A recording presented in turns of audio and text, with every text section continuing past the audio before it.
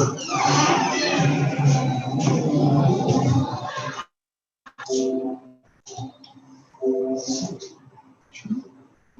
afternoon, everyone, and welcome to this fourth day of training program on COVID-19 management in children.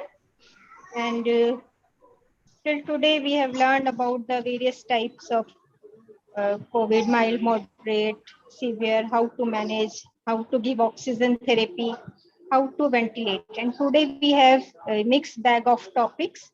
So today we will be talking about the management of shock, ARDS, PICU management, general principles, and how to handle the disease. So we start with the first topic. And our first speaker is Dr. Neeraj Anand. He is Assistant Professor of Pediatrics at KGMU Lucknow. And he will be talking about the management of shock in children. Okay, so Dr. Neeraj, please start. Thank you, ma'am. Am I audible?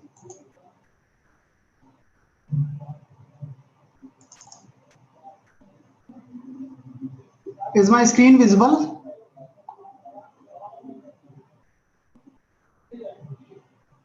Hello? Yes, sir. Yes, sir. Your screen is visible and you are audible. Okay. Thank you.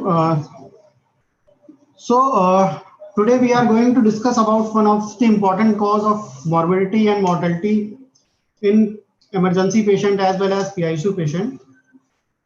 It is particularly important in present COVID era in which we are suspecting more of pediatric patients affected with MISC, in which hypotension or shock is an important clinical feature.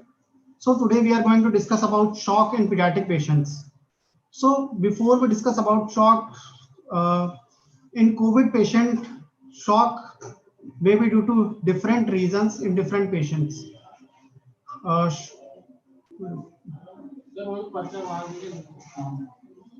Shock could be due to hypovolemia in case of if the patient is presenting with diarrhea or vomiting, or the shock could be a septic shock if the patient is suffering from pneumonia and is having secondary bacterial infection, or if the patient is ventilated and the patient develops pneumothorax, then the patient may present with obstructive shock, or if the patient is having myocarditis, the patient might land up in cardiogenic shock. So there are different presentation of shock in case of COVID. And so we are going to first of all recognize the patient of shock, and we would classify different type of shock. How do we recognize what type of shock is present in the patient? And according to type of shock, we are going to plan fluid therapy. And if the patient doesn't respond with the fluid therapy, we are going to start vasopressors and inotropic therapy in shock patients. So coming on to the definition of shock, shock is defined as a state of overall systemic reduction in blood flow, which leads to ultimately hypoxia due to inadequate delivery of oxygen, as well as the metabolic demands of the tissues are not met in these cases. Along with this, there is inefficient removal of byproducts of cellular metabolism, which accumulate in the cases of shock. Coming on to the definitions of different definitions which are used in case of septic shock. So severe sepsis is defined as any life-threatening organ dysfunction which is caused by a dysregulated host response to infection. So both the causative organism as well as dysregulated host immune response, both are responsible for manifestation of sepsis. Septic shock is defined as if the patient of sepsis is presenting with cardiovascular dysfunction, that is the patient is having hypotension which is not responding to fluid therapy alone, and we are requiring vasopressors and inotropic support, then we say the patient is going into septic shock, and the patient may have associated other organ dysfunctions as well. Septic shock is a subset of sepsis with a circulatory and cellular metabolic dysfunction and is associated with higher risk of mortality. Pathophysiology of shock. In shock, there is decreased reduction of blood to different tissues, which ultimately leads to inadequate perfusion of different tissues. This inadequate perfusion, as there is inadequate perfusion, this leads to cell hypoxia, as well as the metabolic demands are also not met. So there is energy deficit, as due to cell hypoxia, there is shifting of cellular metabolism from efficient aerobic metabolism to less efficient anaerobic metabolism. This causes energy deficit, and along with due to anaerobic metabolism, there is lactic acid accumulation as well. These lactic acid accumulation leads to metabolic acidosis.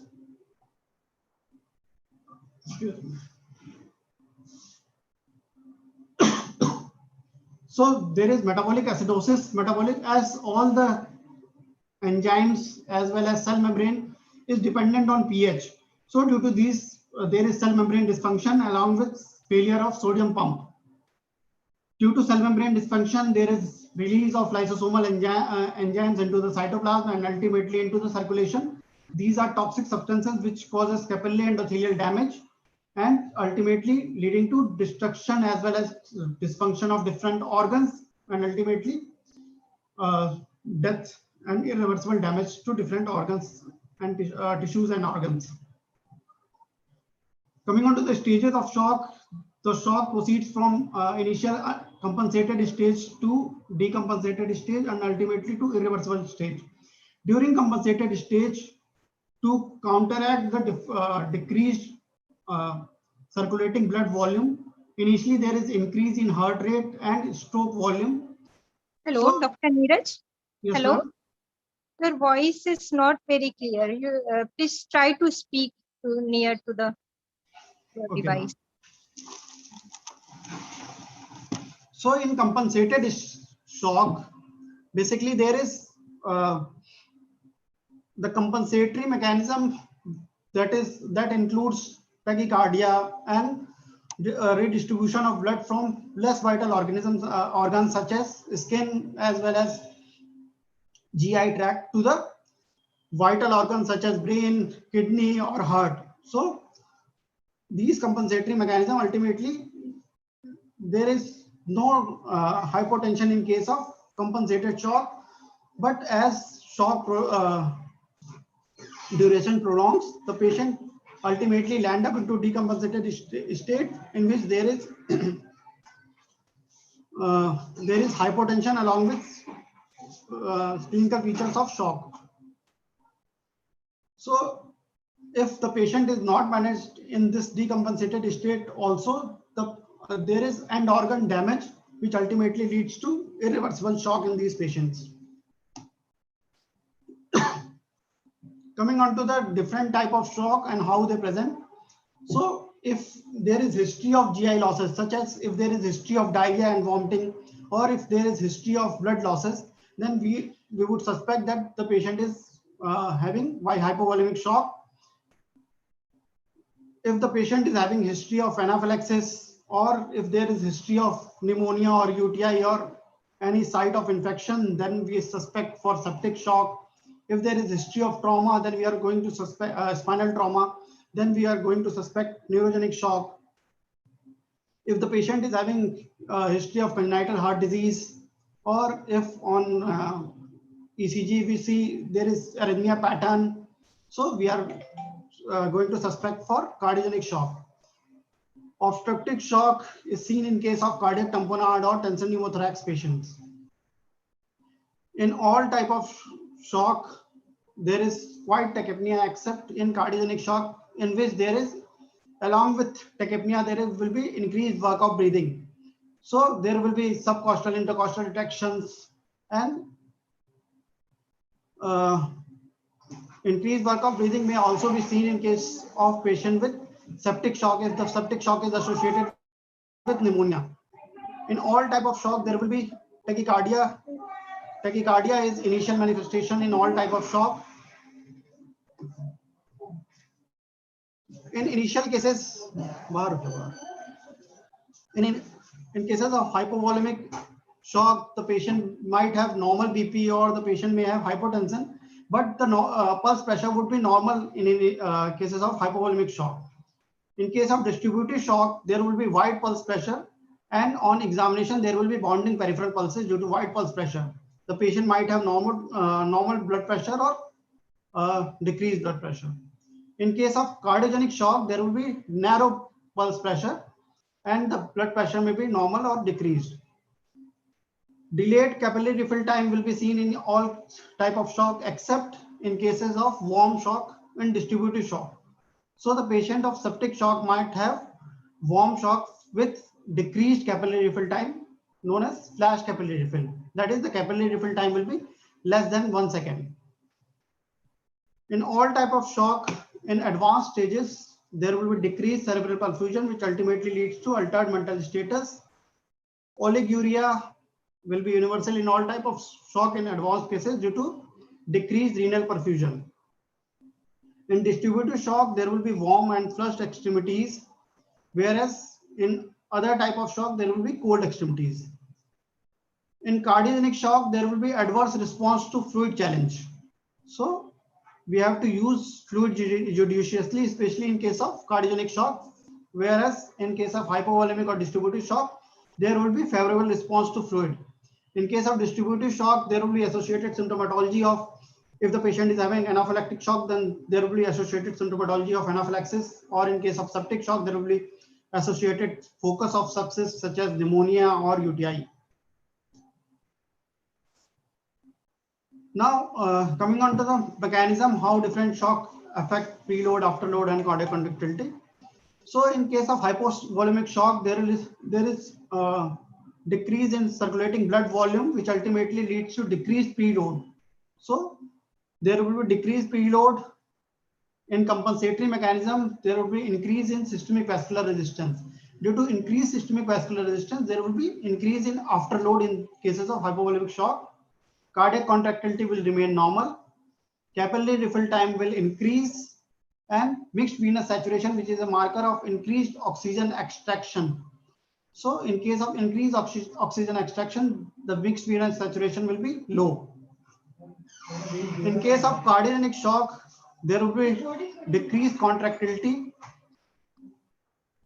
This decreased contractility ultimately, as there is decreased contractility, so there is increase in preload, as the heart will not be able to accommodate extra volume of blood. So there will be increase in preload.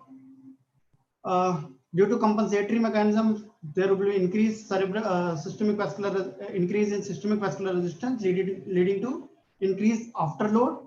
There will be increase in capillary refill time, and mixed venous saturation will be low. In case of distributive shock, there is abnormal vasomotor tone. So there is venodilation, which leads to peripheral pooling of blood. So as there is decreased venous tone, that so due to systemic vasodilation, there will be decreased in afterload. And as there is peripheral pooling of blood, so it ultimately leads to decreased preload in cases of distributive shock. Cardiac contractility may remain normal, or due to compensatory mechanism, cardiac contractility may increase. Mixed venous saturation will be high. In case of obstructive shock, as the heart is not able to both contract properly, and also the heart is not able to relax properly, such as in case of cardiac tamponade or tension pneumothorax. So in these cases, there will be increased afterload, preload, as well as increased afterload, and capillary refill time will be increased. Now coming on to the assessment, how do we assess the patient of shock? If any patient comes to emergency and we are suspecting shock, or in all cases of emergency patient, we rapidly assess the patient by ABC. So in A, we look for appearance of the patient. If the patient is having reduced muscle tone, decreased mental status, if the patient is having weak cry, decreased responsiveness, purposeless or vacant stare, failure of child to recognize the parents or respond to his parents. There is poor response to painful stimuli. These all indicate that there is decreased cerebral perfusion. Then we look for increased work of breathing. Increased work of breathing will be seen in case of cardiogenic shock, or if the patient is having septic shock along with pneumonia, or if the patient is having associated ARDS. In cases of tension pneumothorax, there will be increased work of breathing. In all other cases, there will be effortless tachypnea. That is, the tachypnea will not be associated with increased work of breathing. In case of anaphylactic shock, there will be associated stridor and wheeze. In C, we look for circulation. So we look for signs of decreased circulation to skin. There will be cold extremities, mottled appearance. There will be acrocyanosis, and there could be associated pallor.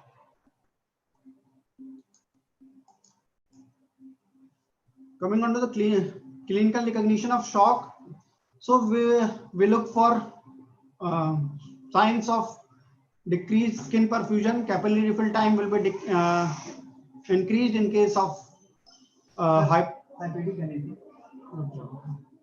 in case of cold shock, there will be increase in capillary refill time. In case of warm shock, there will be decrease in capillary refill time. That is, there will be flash capillary refill time. Capillary refill time will be less than 1 second. Blood pressure is not required to define shock. Blood pressure may be normal, or it may be low, or it may be high in case of spinal shock. Or mental status, the patient once the patient is having decrease in cerebral perfusion, there will be altered level of consciousness, and it is an ominous sign, that is, the compensatory mechanism has failed. Urine output, which is a marker of internal organ perfusion. So if there is decreased urine output, that means the internal organ perfusion is also affected. So typical fifth centile cutoff for typical fifth centile BP cutoff for the patient of hypotension. In cases of term neonates, if the systolic blood pressure is less than 60 millimeter of mercury. In case of infant of 1 month to 12 months of age, if the systolic blood pressure is less than 70 millimeter of mercury. In case of 1 to 10 years of age, if the blood pressure is less than 70 millimeter of mercury plus 2 into age in years. So if the patient is of 5 years of age and blood pressure is less than 80 millimeter of mercury, or in case of 10 years and older child, if the blood pressure is less than 90 millimeter of mercury, then we say the patient is in hypotension. So this we have already discussed. In case of warm shock, there will be increase in pulse pressure, there will be bounding peripheral pulses, and peripheries will be warm. In case of cold shock, the distal, there will be narrow pulse pressure, peripheries will be cold.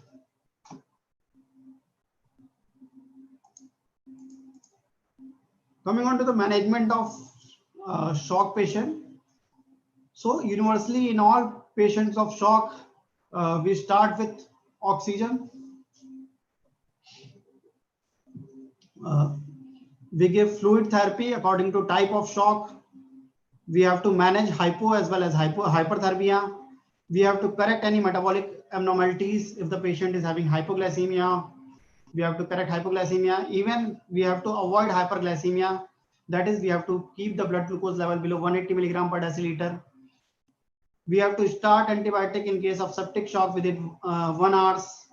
If the patient is not responding to fluid alone, we might have to start inotropes and vasopressors. Mechanical ventilation is, decreases work of breathing and also helps in redistribution of blood to more vital organs. So general management of patient, in all patients we start with 100% oxygen. In airway, if the patient is not able to maintain airway, And if the patient is unconscious or GCS is below 8, we will have to intubate the patient. If we will start with 100% oxygen in all cases of shock, and we will titrate oxygen depending on the saturation of the patient. In circulation, we have to establish IV access as early as possible. If IV access is not possible within 90 seconds, then we have to go for intraosseous cannulation. To monitor for circulatory failure, we have to monitor for capillary refill time, and frequent blood pressure monitoring has to be done. Investigations, we have to do arterial blood gas analysis to look for hypoxia as well as hypercarbia. We have to look for lactate levels. So the lactate, in serial monitoring of the patient, the lactate level has to improve and has to be below 2 millimole per liter. Blood sugar. In blood sugar, we have to monitor for hypoglycemia as well as hyperglycemia. We have to avoid both hypoglycemia as well as hyperglycemia. We have to look for electrolytes, especially calcium, potassium. So we have to avoid, we have to correct both hypo as well as hypercalcemia. We have to correct hypo as well as hypernatremia and potassium levels. CBC is done to suggest for any focus of infection, to suggest for an infection. PTA, PTT, INR to look for coagulopathy, especially in case of MISC patients. Blood type and cross matching is important if we are suspecting for hemorrhagic shock, or if the patient is having anemia. We have to send cultures. We have to send blood cultures as well as urine cultures. Or if the patient is intubated, we might have to send tracheal cultures as well to look for focus of infection, and to do culture and sensitivity to modify antibiotics according to culture and sensitivity reports. Now, coming on to intraosseous access, if we could not gain IV access within 90 seconds, we should directly go for intraosseous access. Once we have gained IV access, we can remove intraosseous access. So equipment required for intraosseous access include alcohol swabs, povidone iodine, 18 gauge needle with trocar, 5 ml syringe, 20 ml syringe, and infusion fluids. Local anesthesia may be required if the patient is unconscious, if the patient is conscious and is fighting. So procedure, first we have to identify the appropriate site. The site could be either proximal tibia, or it could be distal tibia, or it could be distal femur. In proximal tibia, we have to, as we can see in this figure, in proximal tibia, the site is 2 to 3 centimeter below the tibial tuberosity. In distal tibia, it is proximal to the medial malleolus, and in case of distal femur, it is in the midline 2 to 3 centimeter above the external condyle. So for procedure, we have to prepare the skin, clean the skin with first alcohol swab, then we have to use povidone iodine to clean the site, and after that we again clean with sterile alcohol swab. After cleaning the site, we have to insert the needle through the skin through screwing motion, and it is perpendicular to the bone and slightly away from the epiphyseal plate. Once we have reached the bone marrow cavity, there will be feeling of decreased resistance, which is known as feeling of giveaway. So it means that we have reached the cavity. To confirm that we have reached the cavity, we could either aspirate the bone marrow using a 5 ml syringe. The bone marrow may sometimes, there could be a dry tap. So in that case, to confirm that we have reached the bone marrow cavity, we could flush with 5 ml syringe using normal saline. So if there is free flow of normal saline, that means that we have entered the bone marrow cavity. So coming on to the fluids, what amount of fluid is to be in and what fluids are to be preferred in what type of shock. So we have to replace deficit fluid as well as maintenance fluid. Deficit fluid are the fluids which are lost prior to the medical care. So deficit fluid is to be replaced either by crystallized fluid, which is preferred. The crystallized fluid could be ringer lactate, normal saline or half normal saline. The colloids which could be used as deficit fluid could be albumin or dextran or hetat starch. For maintenance fluid, to calculate the amount of maintenance fluid to be given in 24 hours, we use Holiday-Sager method. So Holiday-Sager formula includes for initial 10 kilogram of weight, we give 100 ml per kg of fluid. For next 10 kg of weight, that is from 10 to 20 kg, we give 50 ml per kg of fluid. For weight above 20 kilogram, we give 20 ml per kg of fluid. So if the patient is having 22 kilogram of weight, so for initial 10 kilogram of weight, the fluid will be 10 into 100 ml, that is 1000 ml. For next 10 to 20 kg of weight, the fluid will be 50 ml per kg, that is 500 ml. And for next 2 kg of weight, the fluid will be 2 into 20 ml per kg, that is 40 ml of fluid. So the total daily requirement will be 1540 ml fluid. Now, in different type of shock, what amount of fluid is to be given? So in case of hypovolemic shock, we administer 20 ml per kg of fluid boluses over 5 to 10 minutes, and it could be repeated as necessary up to 60 ml per kg, or depending on ICU care, that we will discuss later. Depending on ICU care, if we have ICU care, we could give fluid up to 60 ml per kg. If we do not have ICU care, we have to give fluid up to 40 ml per kg. In case of severe dehydration, if the patient is presenting with diarrhea with severe dehydration, we could give fluid up to 100 ml per kg. This 100 ml per kg is further divided into liquids of 30 ml per kg and 70 ml per kg. If the child is less than 1 year of age, the 30 ml per kg of fluid is to be given in 1 hour, and next 70 ml per kg of fluid is to be given in next 5 hours. If the child is more than 1 year of age, the 30 ml per kg of fluid is to be given in half an hour, and next 70 ml per kg of fluid is to be given in next 5 hours. If the patient is presenting with blood loss, so for every ml of blood loss, we have to replace 3 ml fluid per unit per ml of blood loss. If the patient is not responding to fluid alone in case of blood loss, then we have to give PRBC. If the patient is not responding to crystalloid, then we might consider for albumin, especially if the patient is presenting with burn or trauma. In that, the albumin could be used as plasma expander.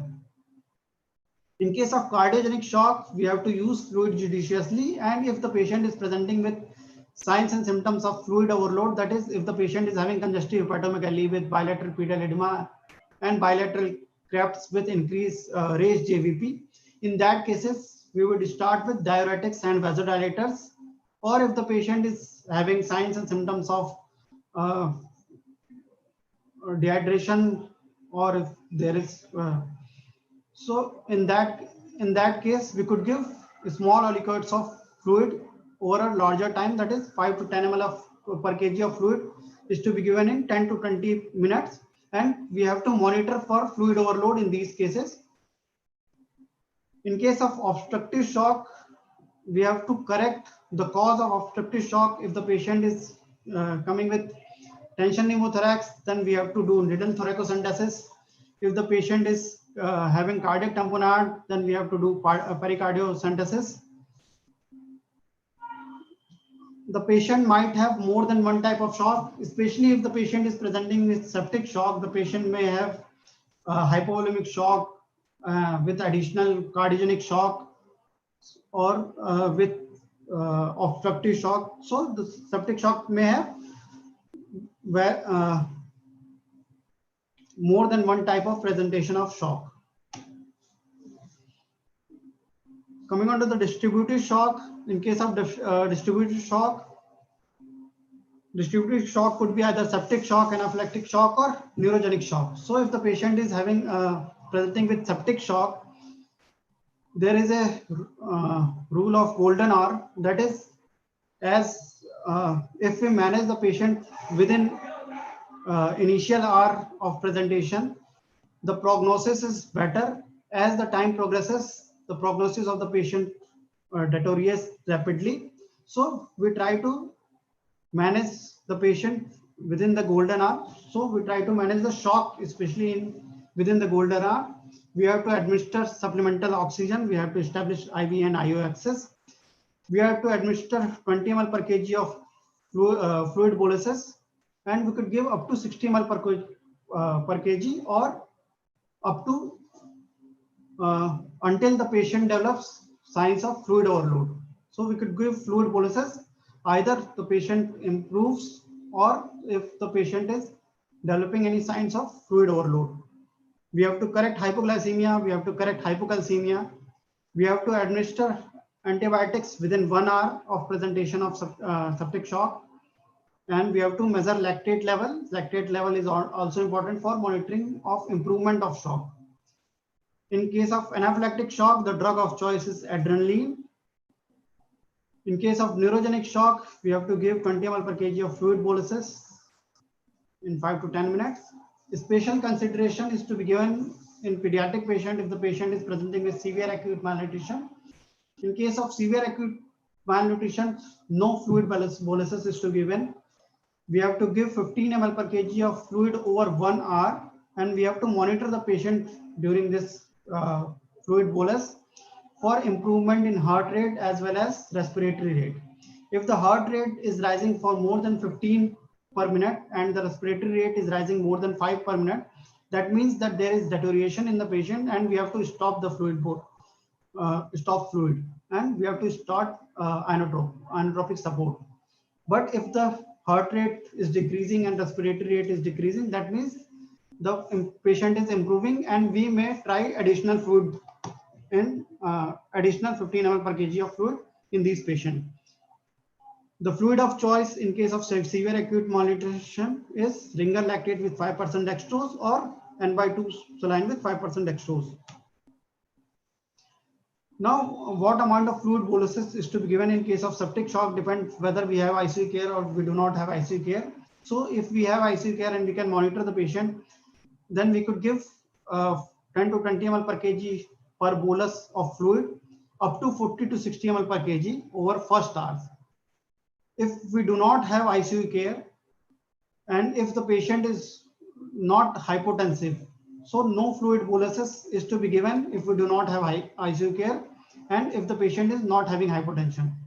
If the patient is having hypotension, then we could give fluid boluses, but fluid boluses could be given up to 40 ml per kg only, not up to 60 ml per kg if we do not have ICU care. So ringer lactate is preferred over normal saline in case of septic shock. Starch and gelatin based fluid should not be used. What are the things that we have to monitor in case of patient with shock? We have to look for quality of central as well as peripheral pulses. Both central as well as peripheral pulses should be strong once the patient have recovered. Peripheral skin perfusion, the signs which indicate that the peripheral skin perfusion is improved, that is the peripheries are warm, the capillary refill time is less than 2 seconds. We have to look for mental status of the patient. The patient should have normal mental status once shock has improved. Urine output should be more than 1 ml per kg per hour. Blood pressure cutoffs we have already discussed in previous slide. Subsequent ICU goals which have to be achieved includes serum lactate should be normal, that is the serum lactate level should be less than 2 millimole per liter. target mean arterial pressure should be achieved. We have to restore normal perfusion pressure. Central venous oxygen saturation, that is SCVO2, should be greater than 70%. Cardiac index should be between 3.3 to 6 liter per minute per meter square. Cardiac index is calculated by cardiac output per unit body surface area. Coming on to the inotropic support in septic shock patients. So in case of cold shock, the inotrope that is to be used is adrenaline. If we do not have adrenaline at our center, we could use dopamine instead of adrenaline.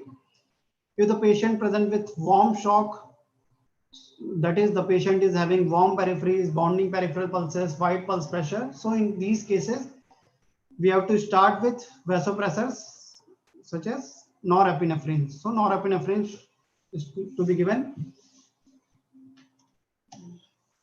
Now coming on to different drugs, adrenaline. Adrenaline stimulates all adrenergic receptors, whether alpha receptors or beta receptors. So through action on beta receptors, it increases myocardial contractility, it increases heart rate, it also increases systemic vascular resistance, especially at higher doses. So at low doses, that is at dose between 0.1 to 0.3 microgram per kg per minute, there will be increased heart rate, increased cardiac contractility. So increased cardiac contractility means that there will be increase in stroke volume. So as cardiac output is equal to heart rate into stroke volume, so both heart rate and cardiac contractility will increase, ultimately leading to increased cardiac output. And there will be decrease in systemic vascular resistance at low doses. So at low doses, there will be decreased systemic vascular resistance, whereas at higher doses, there will be increased systemic vascular resistance. So it is beneficial to have decreased vascular resistance as it causes decrease in afterload. So we prefer adrenaline at lower doses because at higher doses, as systemic vascular resistance increases, there will be increase in afterload, which is also leads to decrease in cardiac output of the leads to unfavorable response to fluid. Coming on to the adrenaline infusion, how adrenaline infusion is prepared. So adrenaline ampule contains 1 milligram of adrenaline per ml. So we have to mix weight in kg into 0.3 ml of ADR into 50 ml of 5% dextrose or 10% dextrose or normal saline. So this solution ultimately, if run at the rate of 1 ml per hour, correspond to 0.1 microgram per kg per minute of infusion rate of ADR. Coming on to noradrenaline, noradrenaline is basically a pressure agent which causes intense vasoconstriction. So due to intense vasoconstriction, it leads to increase in systemic vascular resistance. As there is increase in systemic vascular resistance, so it causes redistribution of blood from less important organs such as skin to more important vital organs such as CNS as well as heart and kidney. It also has positive inotropic effect, that is, it increases contractility, which ultimately leads to increased stroke volume. It also has positive chronotropic effect, that is, it increases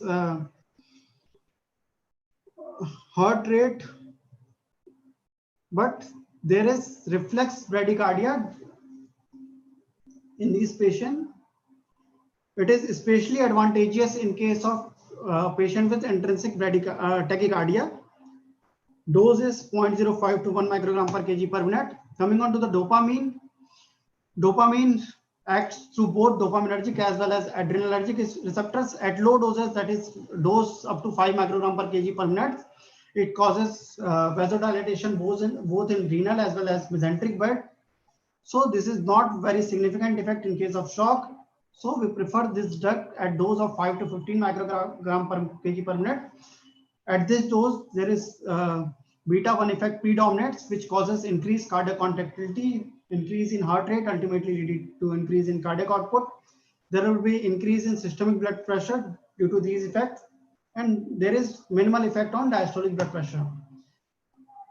At higher doses, more than 15 microgram per kg per minute, there is disproportionate vasoconstriction, which leads to increased blood pressure. But we do not prefer this blood pressure because there is increased cardiac oxygen consumption also at higher doses.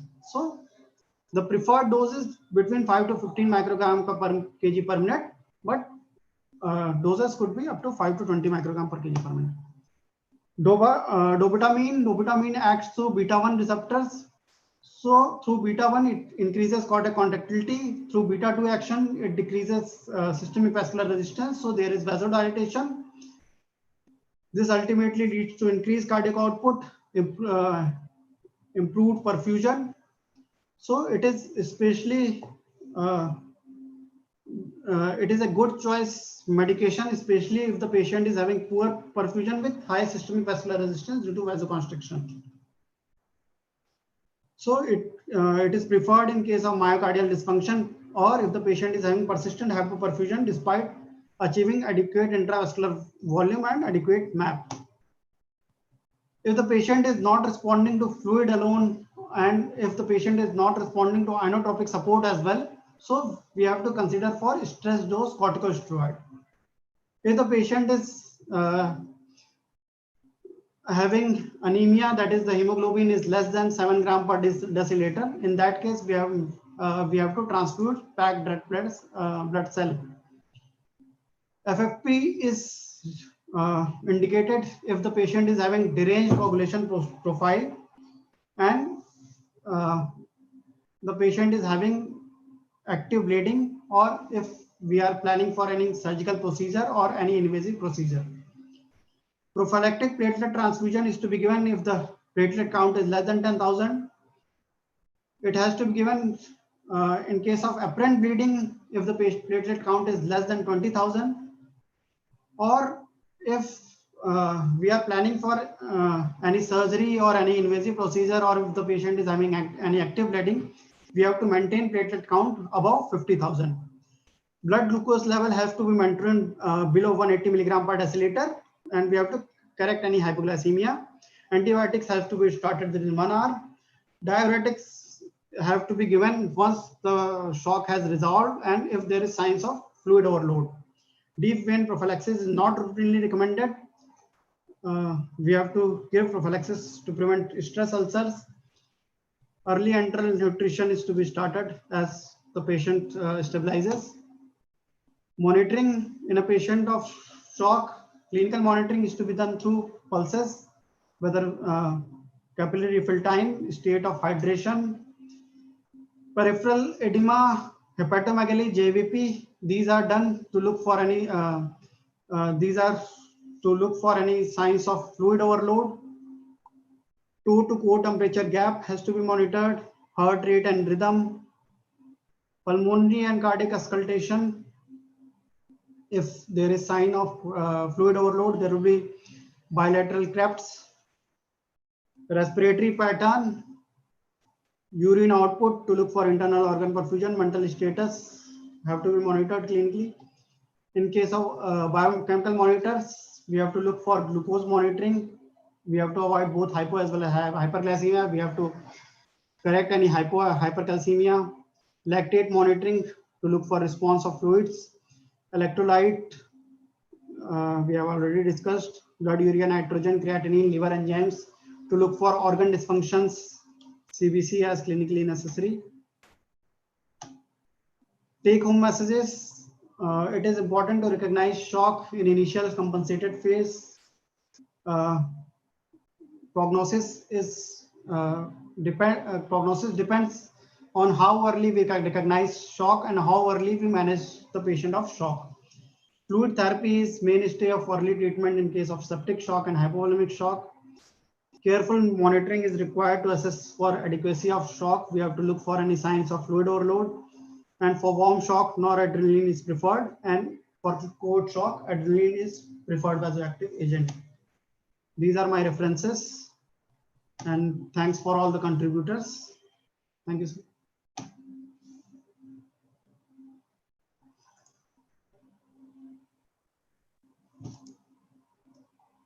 Thank you, Dr. Neeraj, for a wonderful presentation.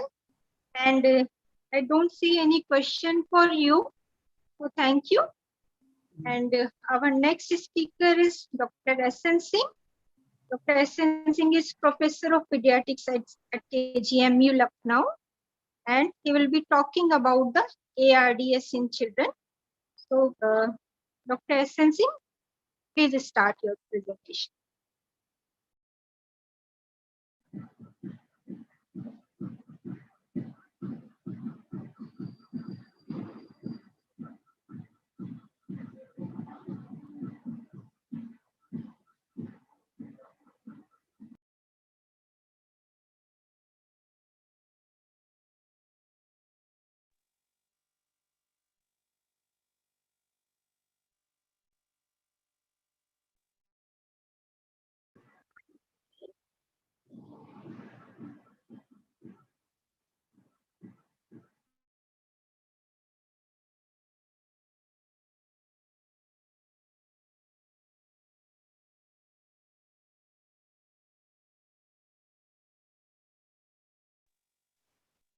Hello, Dr. Singh.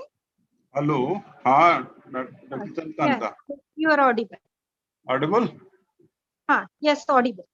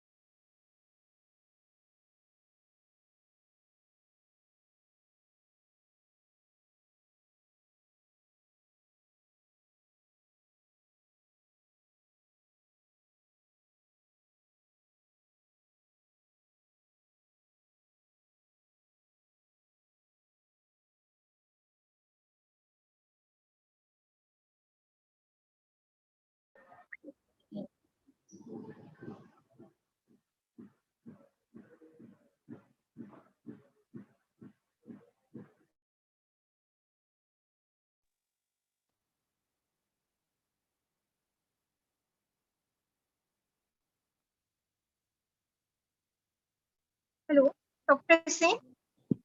Slide share हो रहे हैं? नहीं. No, yeah, it just started now.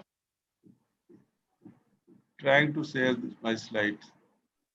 Yes, it's visible now.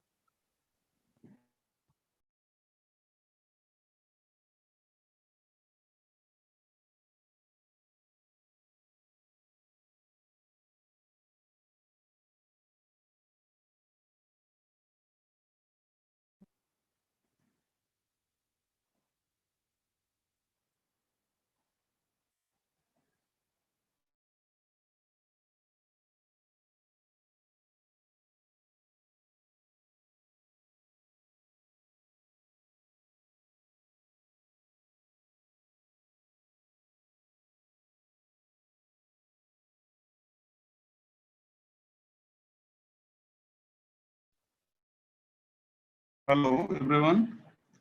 Is it visible? My slide is visible? Yes, Dr. Singh. Okay, so good afternoon to all of you. I will be talking about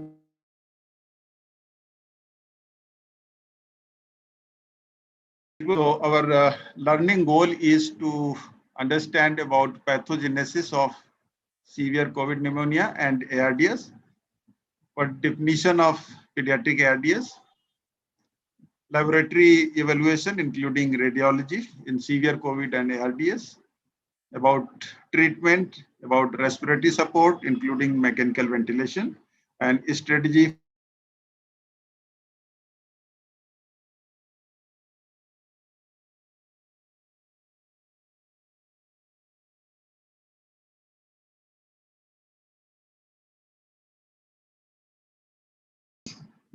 It enters cells through ACE2 receptors, and it has certain cell tropism, some preference to infect certain cells.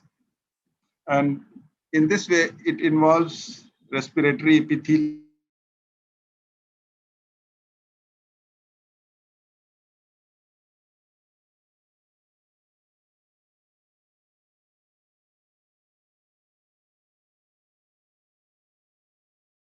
epithelial cells of GIT, of renal tubules, pericardiocytes, myocytes, etc. So once it reach and infect to these cells, the virus starts multiplying into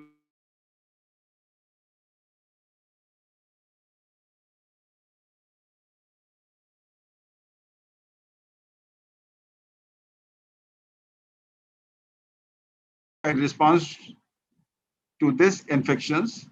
It tried to curtail the infections by producing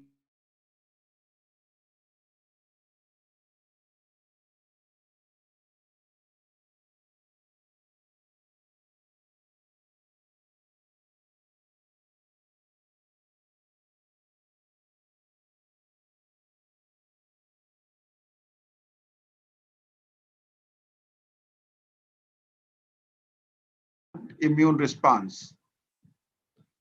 Okay. And what is happening in lung? So following this,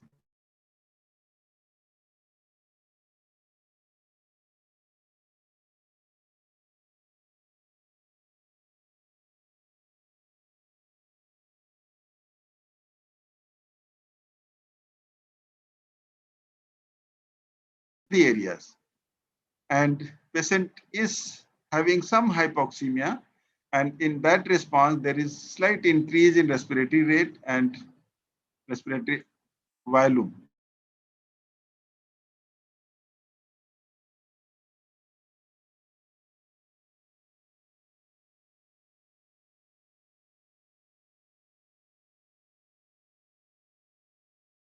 The diffuse alveolar involvements, as we know that COVID virus, this is having a predilection to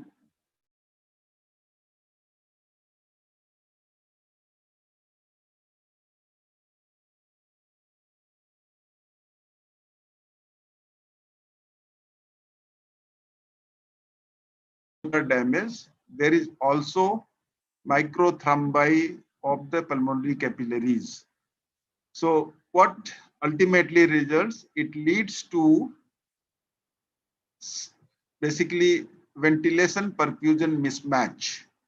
And this is because of diffuse lung alveolar involvement, because of lot of fluid.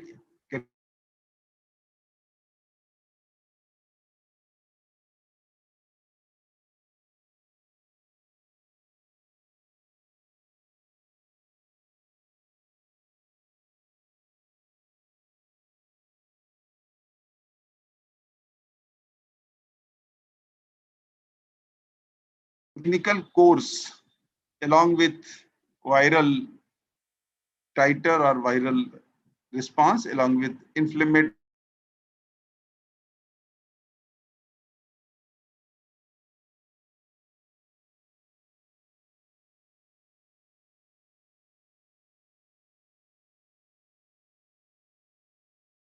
there may be some mild fever, rhinorrhea, there may be muscle ache.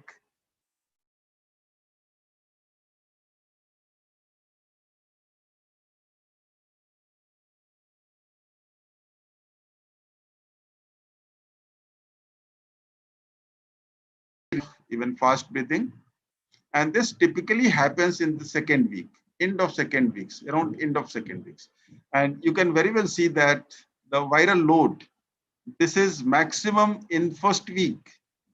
This is maximum in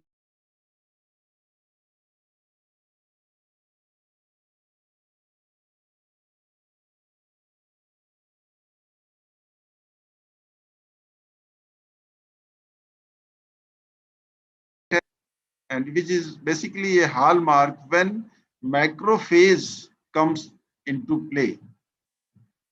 And this maximum inflammatory response or cytokine storms, this is again typically occurs at end of second week.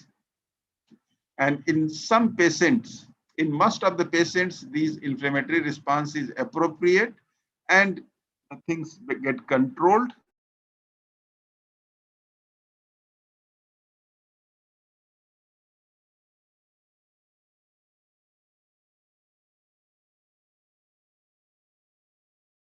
Response is, and which is damaging actually to the lung.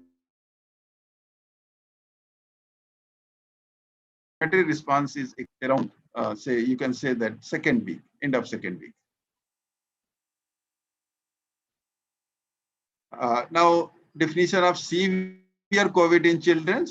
So, presence of pneumonia with any of the followings, like presence of cyanosis. So, cyanosis is usually clinically visible once oxygen saturation by pulse oximetry is less than 80 to 85%. If you are monitoring with saturation, so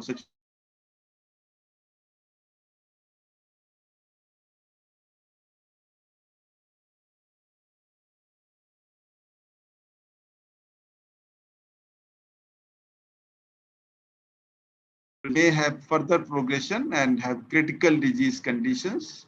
It is defined as presence of ARDS, shock, or multi-organ dysfunction syndrome. How common is severe COVID in children? So, according to a huge series in pediatric patients, it has been found that 2% of the children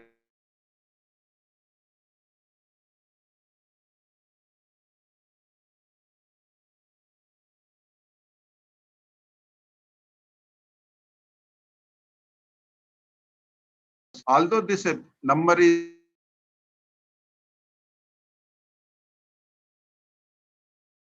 this absolute numbers becomes quite high.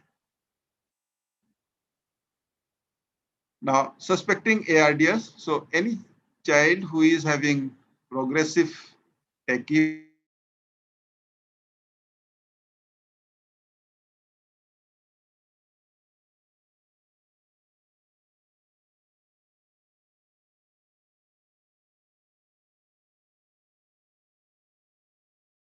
traits, which may be usually homogeneous, but it may be little heterogeneous also, unequal on right and left, declining oxygen saturation, or increasing oxygen requirement.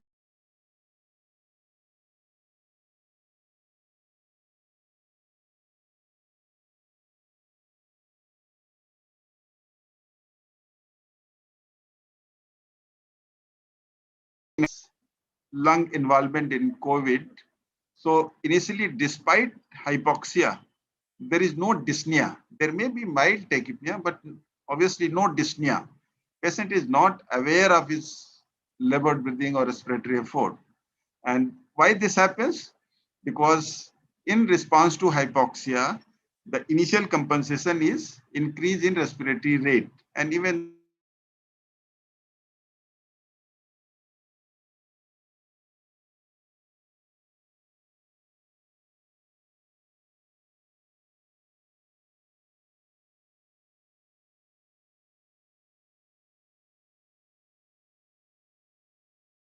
CO2 or hypercapnia and acidosis. So these are more sensitive to increased CO2 or CO2 retention or hypercapnia in comparison to hypoxia.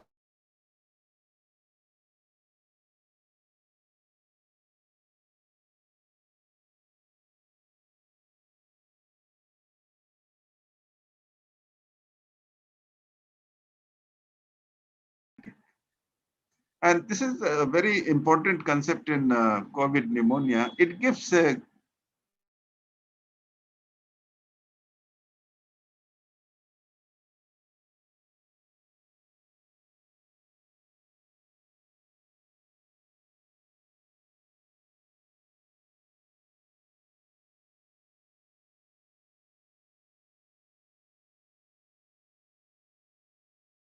case, for which there are certain, you can say, simple criteria like X-ray chest is required. Oxygenation parameter you have to consider either from ABG, you require PaO2, SpO2. If ABG is not available, then one can simply use SpO2 parameters. Parameters for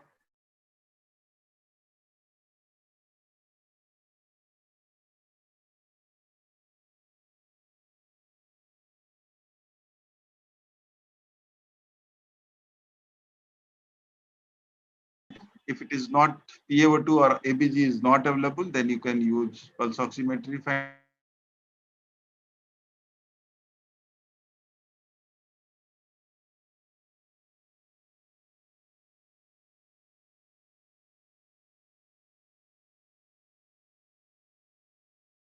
Oxygen saturation index. So either OI or OA.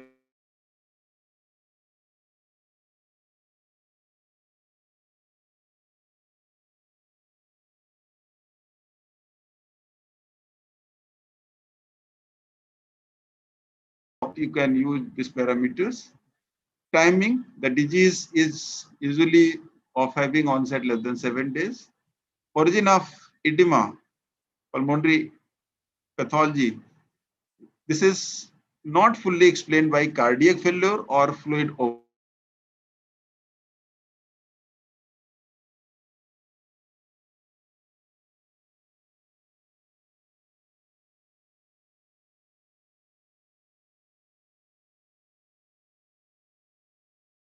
Parameter, if patient is on non-invasive ventilation, then full mask bi-level ventilation or CPAP having more than 5 pressure.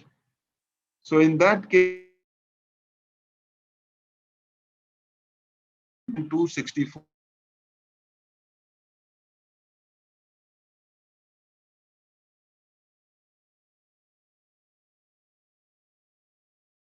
So it has been categorized as mild, moderate, severe. So less than 8.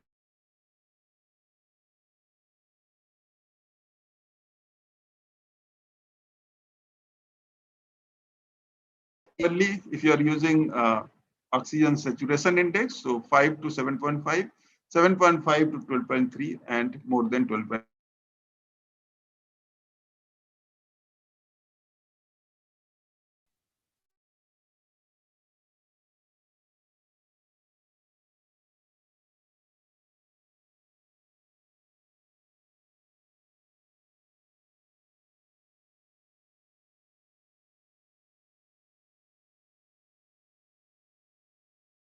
Also, he will be called at risk. If patient is receiving oxygen by mask, nasal cannula, or high flow, so in that case, based on age and oxygen requirement, one can say that patient is at risk of ARDS. If patient is on invasive mechanical ventilation, he is requiring oxygen to maintain SpO2 more than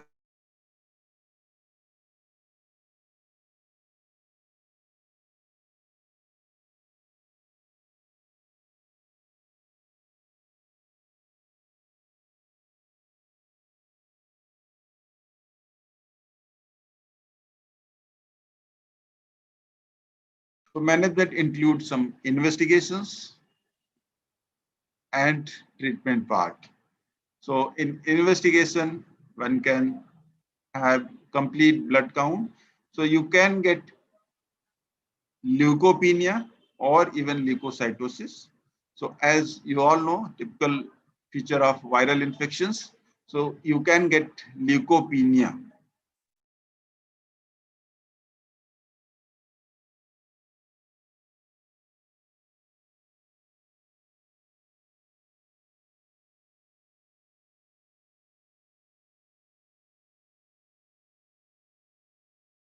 Whether patient is having any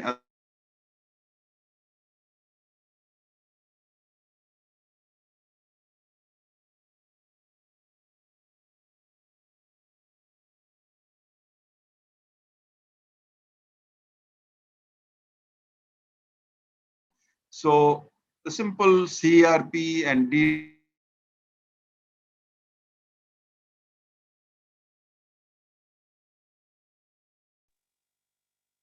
Hello, Dr. Singh. Hello. important reason. Hello, Dr. Singh, your voice is getting interrupted in between. Yeah, I think there is internet problem. ये department का internet है ना? Departmental internet. Mobile से एक बारी try कर लीजिए, है ना? तो I think that will be better.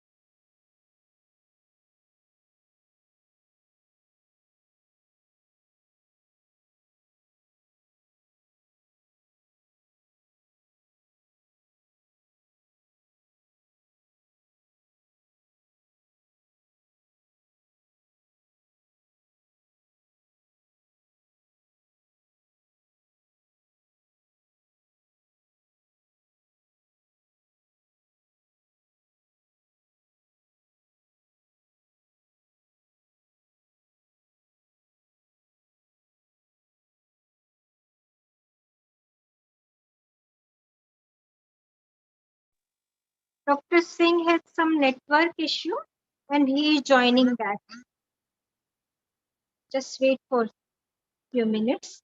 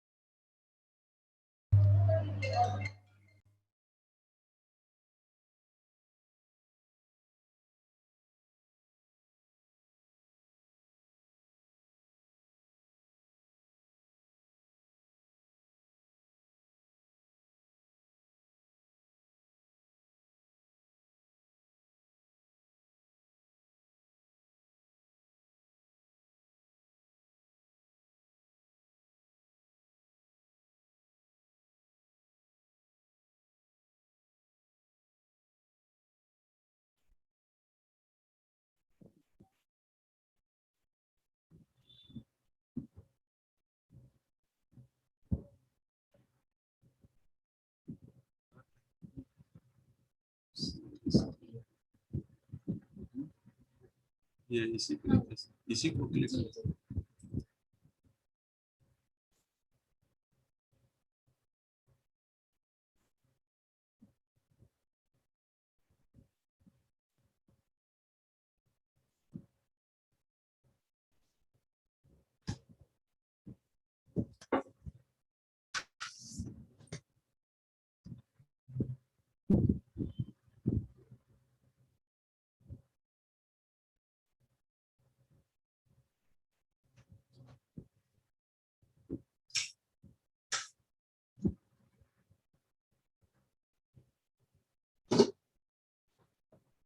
Hello, Salini. Dr. Salini. Yes, sir. Screen is visible. Yes, sir. Yes, sir. It's visibly audible. Okay. So we are just discussing laboratory evaluation. So it includes certain blood tests and inflammatory markers, and along with some radiological tests. So in complete blood count, we will go for total leukocyte count. So you can get sometimes leukopenia and lymphopenia. At times there may be leukocytosis as well as thrombocytosis, but this is less common. LFT and KFT, this is done to see the organ damage. Inflammatory markers, C-reactive protein, D-dimer, ferritin, procalcitonin, along with interleukin 6. So basically, inflammatory markers, or these are hallmark of cytokine storm when macrophage activation occurs as a post response. So, but all these may not be available everywhere. So C-reactive protein and D-dimer, these are the good enough to indicate the severity and guide your treatment. C-reactive protein is supposed to be very good surrogate marker of interleukin 6, which basically indicate macrophage activation syndrome.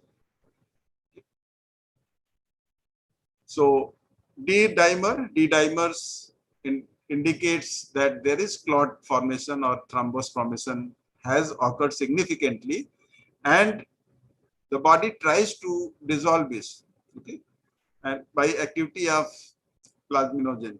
Okay, and this activity is very much marked in lung. So presence of D-dimer or D-dimer, if it is raised more than 5 times of normal value, so it indicates that there is a lot of thrombosis has occurs. Okay. So C-reactive protein and D-dimer, these are the good enough. Ferritin, it is an acute phase reactant and also indirectly indicate macrophage activation. Procalcitonin, if it is raised in isolation or other parameters are normal or near normal and procalcitonin has been increased, so it may be a marker of secondary bacterial infections. Arterial blood gas is very important, and it should be done in all patients who are symptomatic having respiratory distress. Chest X-ray, it should be done initially, and whenever you suspect any complications, it should be repeated. So chest X-ray, you can grade severity of the lung involvement based on chest X-ray. So here you can very well see the lung, both lung total is divided into 6 zones. And if opacity lies or involves 1 to 2 zones, lung zones, then it is mild. If it is involving 3 to 4 zones, it is moderate. More than 4 zones, then it is severe. And the typical finding in the lung is multifocal, bilateral, peripheral opacities. It begins with periphery. And these opacities are usually rounded, having rounded morphology. And upper part of lower lung, this is the first to be involved, and then it progresses and there is extensive involvement. Here you can see there is a ground glass opacities involving both of the lung. Ground glass opacities is the most typical finding, and how it is different from consolidation. So in ground glass opacities, there is opacities, but beneath that or through that you can visualize bronchovascular shadows. Little bronchovascular shadows is visible, although there is opacity. So this is typically described as ground glass opacities. And if it is totally white, the underlying bronchovascular shadows or branches are not visible, then this is called consolidated.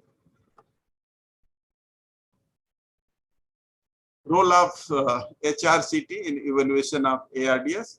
So you should remember that it is not indicated routinely in severe COVID.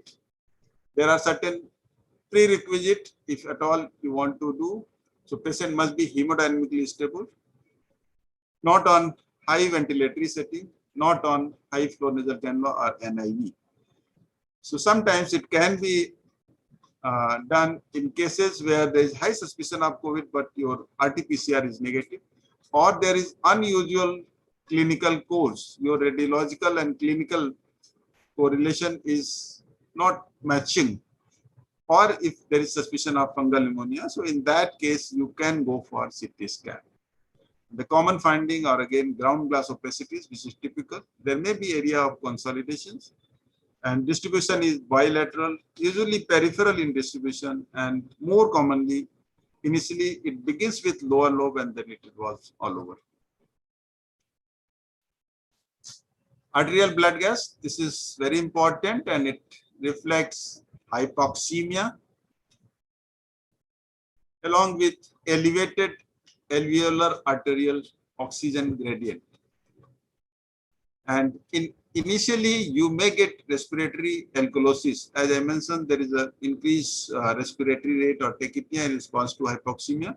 So initially, you may get respiratory alkalosis. So this is initial and very common finding.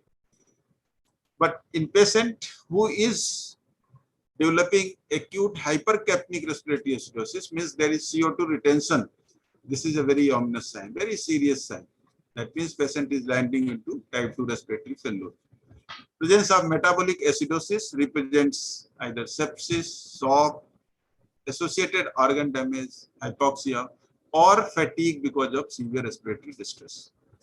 So clinical monitoring along with serial arterial blood gas is important, and one should never only look ABG in isolation. One have always correlate with clinical condition of the patients. And serial ABG, one should always look back the previous ABG and analyze what is happening with subsequent ABG. Treatment part, coming to treatment parts. So treatment for all patients who are having respiratory distress must be admitted in PICU. You have to provide appropriate respiratory support, steroid, remdesivir, in very selected cases, empirical antibiotic and appropriate fluid. So about remdesivir, so you all know that it has not been recommended by DGHS for less than 18 years of age. But in very highly selected patients you can use, and its role is maximum in first 5 days or first week. Steroid in severe cases, you should give steroid. Here you can choose dexamethasone and or methylprednisolone, and duration is 5 to 14 days. But remember, giving steroid, it increases viral setting time. Okay, so it prolongs the viral setting time. Steroid. So it is most useful in second week. So one should know the timing also. Antimicrobial, usually because the patient is sick and we have not certainly ruled out this thing. So usually antibiotic is given. So you can choose antibiotic, either amoxiclav or ceftriaxone to begin with. About respiratory supports, the options are nasal prong, simple face mask, non-rebreathing mask, high flow nasal oxygenation, NIV, CPAP, or invasive ventilation. Your target SpO2 during initial phase during resuscitation should be more than 94%, but once patient is stable, your target should be anything between 90 to 95. One should always consider awake prone positioning in older children especially. It improves lung recruitment and oxygenations. In mild ARDS, you can begin with high flow nasal oxygen or non-invasive ventilation. If it's failed, then you have to intubate and ventilate. In moderate to severe ARDS, usually patient require intubation and mechanical ventilation. Your target of oxygenation, as we discussed, should be around 90%. So this is shows stepwise management. So you can begin with nasal prong. With FiO2, you can choose around 40%, flow 1 to 6 liter. By Hudson mask or non-rebreathing mask. Hudson mask, you can use flow 5 to 8 liters. It provides oxygen 40 to 60%. Or you can use non-rebreathing mask. High flow nasal cannula or non-invasive ventilations. And then if patient doesn't respond, then you have to intubate and provide mechanical ventilations. So when to intubate and start mechanical ventilation? If patient is having severe respiratory distress with exhaustion, almost fatigue, head nodding, head bobbing, okay? So in that case, we have to consider poor sensorium, GCS less than 8 with threatened airway, hypoxia, which is persisting despite use of NIV, BiPAP or your oxygen devices, severe ARDS, respiratory acidosis, which is worsening despite use of NIV or BiPAP, or if hypoxia associated with shock. So in all these situations, you have to intubate and start mechanical ventilation. So you have been already taught about ventilation. So I will just very brief. So mechanical ventilation, the control variables are pressure, or volume. Phase variables are this is beginning of respiration. So in controlled ventilation, it is time. In otherwise, it may be flow or pressure. This is the limit. This is limit. This may be pressure or volume limited. See, this is basically cycling. Cycling switch between inspiration to expiration. And the baseline represents PWP, PEEP. So control, based on control variable, it may be pressure or volume type of ventilator. So you have to choose either of these, whichever you are comfortable or familiar. So beyond neonatal age, usually you use volume. Mode, the most commonly used mode are SIMV mode or assist control mode. In assist control, every breath is detected or picked by ventilator and it is fully supported. Every breath is fully supported. So this may be a good mode to begin with at beginning. But if rate is excessive, then there is a risk of CO2 or so. In SIMV mode, whatever rate you have chosen, that much breath is fully supported. It allows patient to take breathing in between. So this is the advantage. So if you are comfortable, you can use this from beginning also, and this is very good for as a beginning mode. SIMV plus pressure support. Here, this is again very commonly used. SIMV plus pressure support. So whatever rate you have selected, so ventilator will synchronize with that rate. The patient breath will be fully supported for that much rate, and for remaining breath, it will be pressure supported. So this is again a very good mode, and it relieves work of breathing. CPAP with pressure support ventilation. So this should not be used as an initial mode, and in case if the spontaneous effort is not good, so it should never be tried. Again, it can be used as a weaning mode while you are adverse of weaning.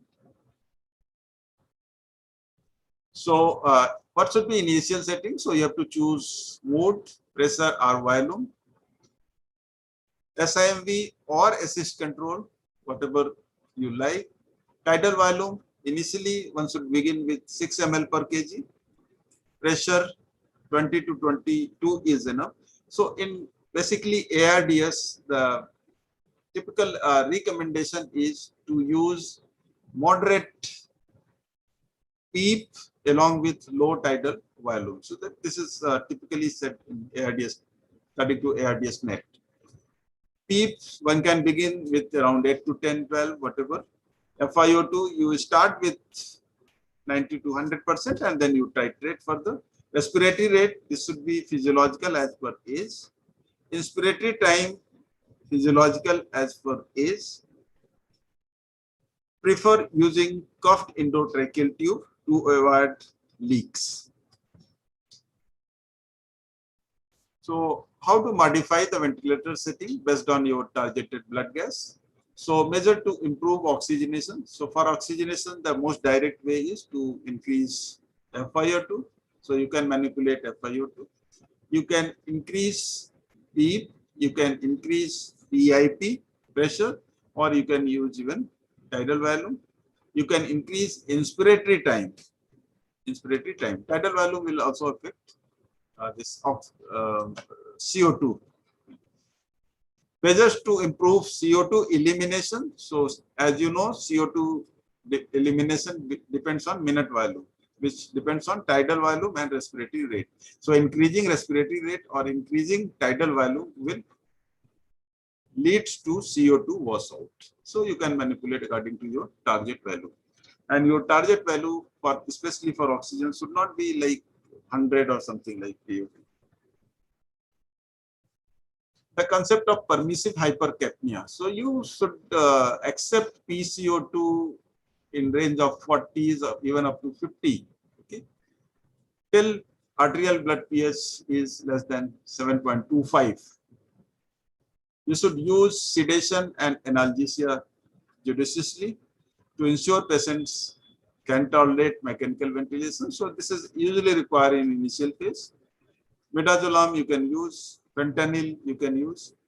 Sometimes you have to use even neuromuscular blockage, and most often we use vicuronium sometimes.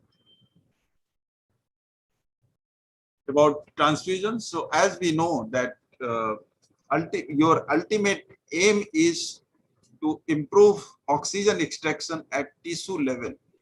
It is not only just oxygen exchange at lung. So finally, the oxygen has to be carried out through the RBCs to the tissue level, and it has to be delivered to the tissue level. So you have to maintain hemoglobin, because formula you must be knowing that what is oxygen content. Oxygen content depends on hemoglobin also. So hemoglobin, the RBC transfusion, one should consider if hemoglobin is less than 5, less than 7. But otherwise, patient is not in shock. For patients who are quite sick, having multi-organ and septic shock, so we try to maintain hemoglobin 10 and above. Okay, so we have to transfuse if it is less than 10. Prone ventilation, this is difficult in young infant, but it can be tried in older children, and it definitely improves recruitment of the lung and oxygenations. Monitoring. Clinical monitoring is very important. One have to monitor heart rate, respiratory rate, blood pressure, saturation, sensorium, urine output. One have to maintain a chart. Laboratory monitoring, arterial blood gas. Initially, once you have put on ventilator, so you might have to go for it little frequent. But once patient is stabilized, so usually once may be enough. Or unless you are doing some major change and some complication has happened, then you have to do it again. Chest X-ray again initially, and then whenever it requires. But whenever there is suspicion of pneumothorax, there is sudden detonation and there is sudden suspicion of pneumothorax. So you may not wait till X-ray, you have to intervene even on clinical strong suspicion. Inflammatory markers usually required 1 to 2 days interval. Ventilatory monitoring, so you have to observe for chest rise, retractions, plateau pressures, minute volumes, alarm limits, which you have set. Avoid frequent circuit disconnections. So if at all suction is required, so you should prefer inline suctions. No routine suction is recommended. Sedation adequacy and daily sedation holiday for 1 hour to monitor the consciousness. Or if you feel that patient is quite comfortable not having any fighting, so you can interrupt sedations. So just a case scenario. A 6-year-old 15 kg girl arrived in emergency. She was unwell for 7 days with fever, cough, progressive respiratory distress. She was agitated. Airway was clear. Breathing, there was severe respiratory distress. Saturation was 84% on high flow nasal oxygenation of 30 liters, 100% oxygen. Heart rate, there was tachycardia. Blood pressure was quite normal. Warm peripheries. ABG shows pH 7.47, slight respiratory alkalosis, you can see, and there is hypoxemia. And X-ray is having diffuse bilateral opacities. So what should be initial setting? So initial setting, here they have chosen volume mode, and it is assist control type of mode. Tidal volume 6 ml per kg. So weight was 15 kg, so 90 ml. PEEP of 8, you can choose 8, 10, no problem. Respiratory rate should be physiological, so they have chosen 20 per minute. Inspiratory time 0.8. FiO2 to begin with 100, and then you can titrate, you can decrease, plus sedation and analgesia.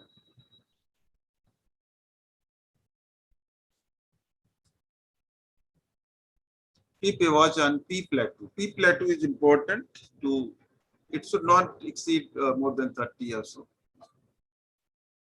How to wean this child? So once patient is stabilized, having optimal blood gases on minimal setting, the disease process is improving, the ventilatory requirement is minimal, alveolar arterial gradient, even if by serial ABG, you can have a look on alveolar arterial gradient. If this gradient is decreasing, okay, so that means lung oxygen exchange, gas exchange is improving. So this is also giving very good information. Just looking serial ABG and calculating AADO2. So this also hints that the gas exchange is improving. Okay, and patient must be off any sedation, having normal blood sugar and electrolyte, potassium. Okay, then you can attempt weaning. So this is just summary about management. So severe illness, as we all know, severe pneumonia, ARDS, sepsis, septic shock, and multi-organ dysfunctions. Pneumonia, if patient is having features of pneumonia along with cyanosis, SpO2 less than 90%, increased respiratory effort in form of grunting, severe retraction, lethargy, somnolence, and seizures. So this is severe pneumonia. One have to admit patient in ICU setting, evaluate for thrombosis, hemophagocytic lymphocytic cytosis by this marker. Organ failure, one should consider as a steroid. Remdesivir is not recommended as per government norms. Empirical antibiotic, appropriate oxygen therapy should be started. In patients who are having ARDS, mild ARDS, one can begin with high flow nasal oxygenation or NIV. In severe cases, one have to intubate and start mechanical ventilation. Your ventilation strategy, as we said, low tidal volume. So one can begin with 6 and higher, moderate to higher P. So P should be around 10 to 12 or so. And one should use as much as possible cupped endotracheal tube. Fluid restriction, there should not be fluid overload. So one should be cautious. Appropriate sedation should be used, and if poor response, then one have to may try prone ventilation. Still, if there is no response, so patient may require high frequency ventilation or even ECMO. So take home message is one should focus on the basics. Whatever facilities is available, one should rely on and one should try to manage. Steroid should be given. Remdesivir is not recommended now. Heparin one can use if there is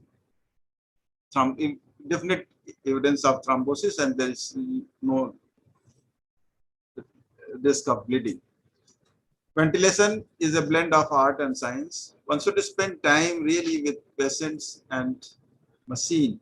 One have to optimize or customize the setting according to patient requirement rather than just having a predefined setting sort of.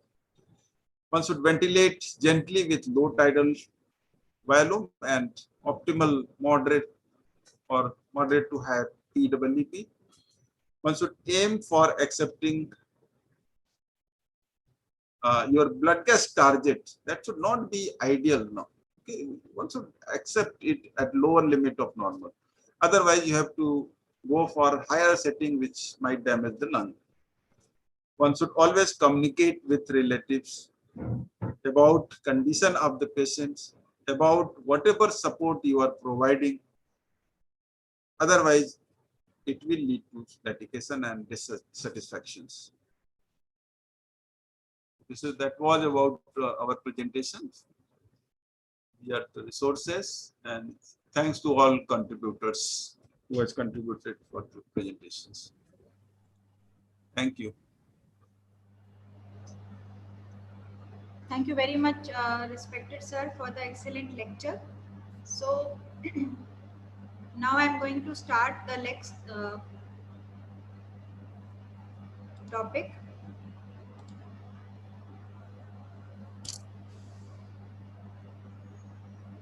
So please stop sharing.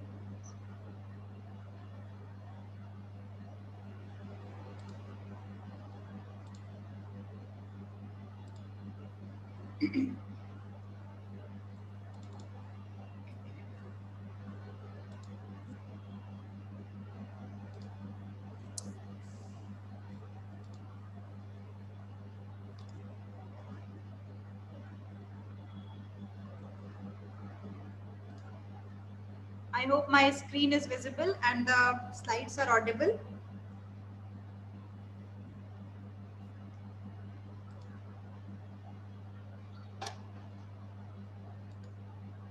So today we are going to now discuss multi-system inflammatory syndrome in children, which is the next topic.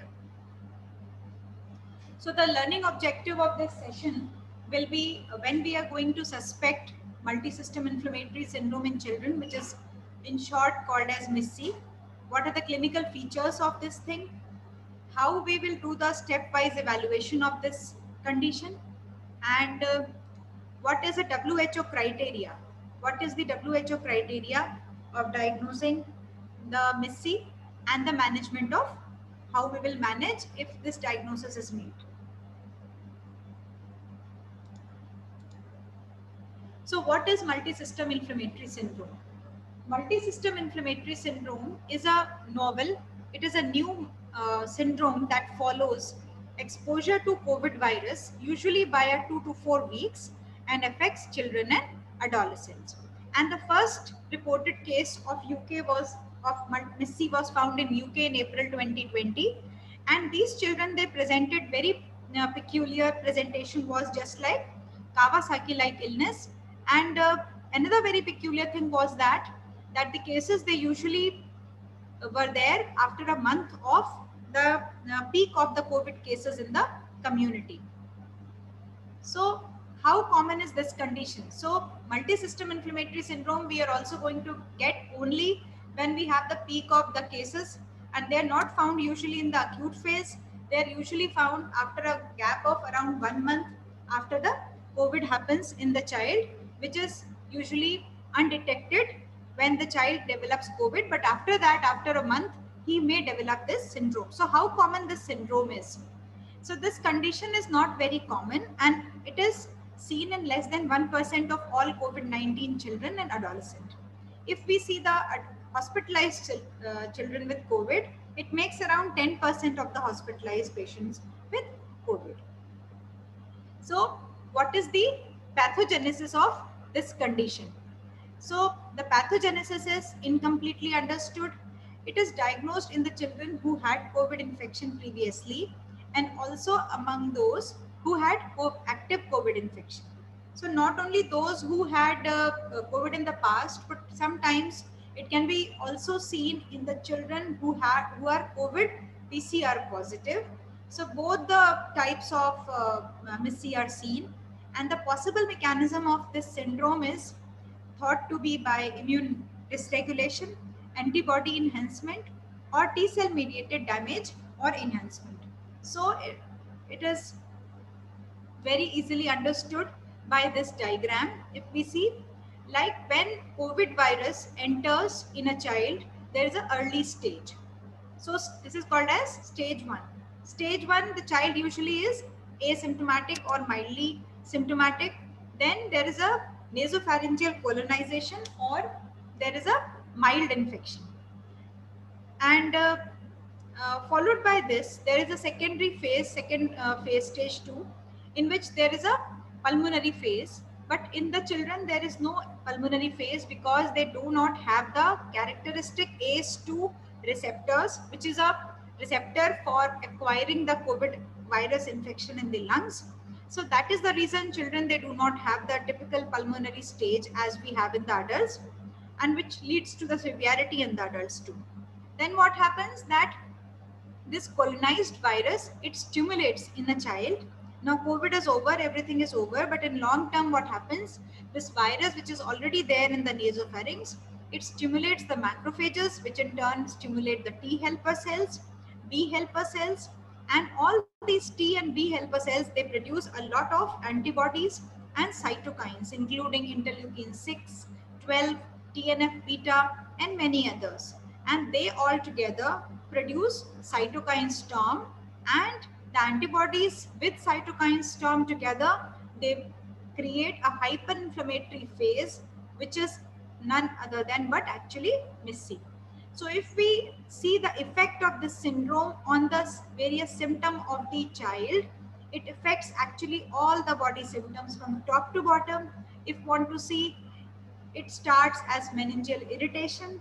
Then in the oral mucosa, there is mucosal inflammation. Then in the heart, it leads to coronary artery aneurysm, just like similar to the Kawasaki disease. And these aneurysm, they lead to decreased blood flow to the ventricle wall, and leads to ventricular dysfunction and shock later on. It affects kidneys also, leading to acute kidney injury. In the lungs, it causes consolidation, atelectasis, pulmonary edema, and in the GIT, mesenteric adenitis, ileitis, colitis, ascites is happened because of MIS-C. This is also a pathogenesis which is given to, which is proposed to explain MIS-C, that the children, if we see on the left hand side the graph, in the children who have low viral load, they have a very good interferon response, which is able to clear this viral load as well as all interleukin 6 and chemokines, and this child is having very mild disease with no symptom of inflammation, no symptom of MIS-C. But suppose the child on the right hand side, if we see the diagram, in that there is a high viral load, and because of that they have a very high red bar is so high, this leads to a slow viral clearance, more inflammation, leading to severe disease and MIS-C later on, that is around 4 to 6 weeks after the acute infection.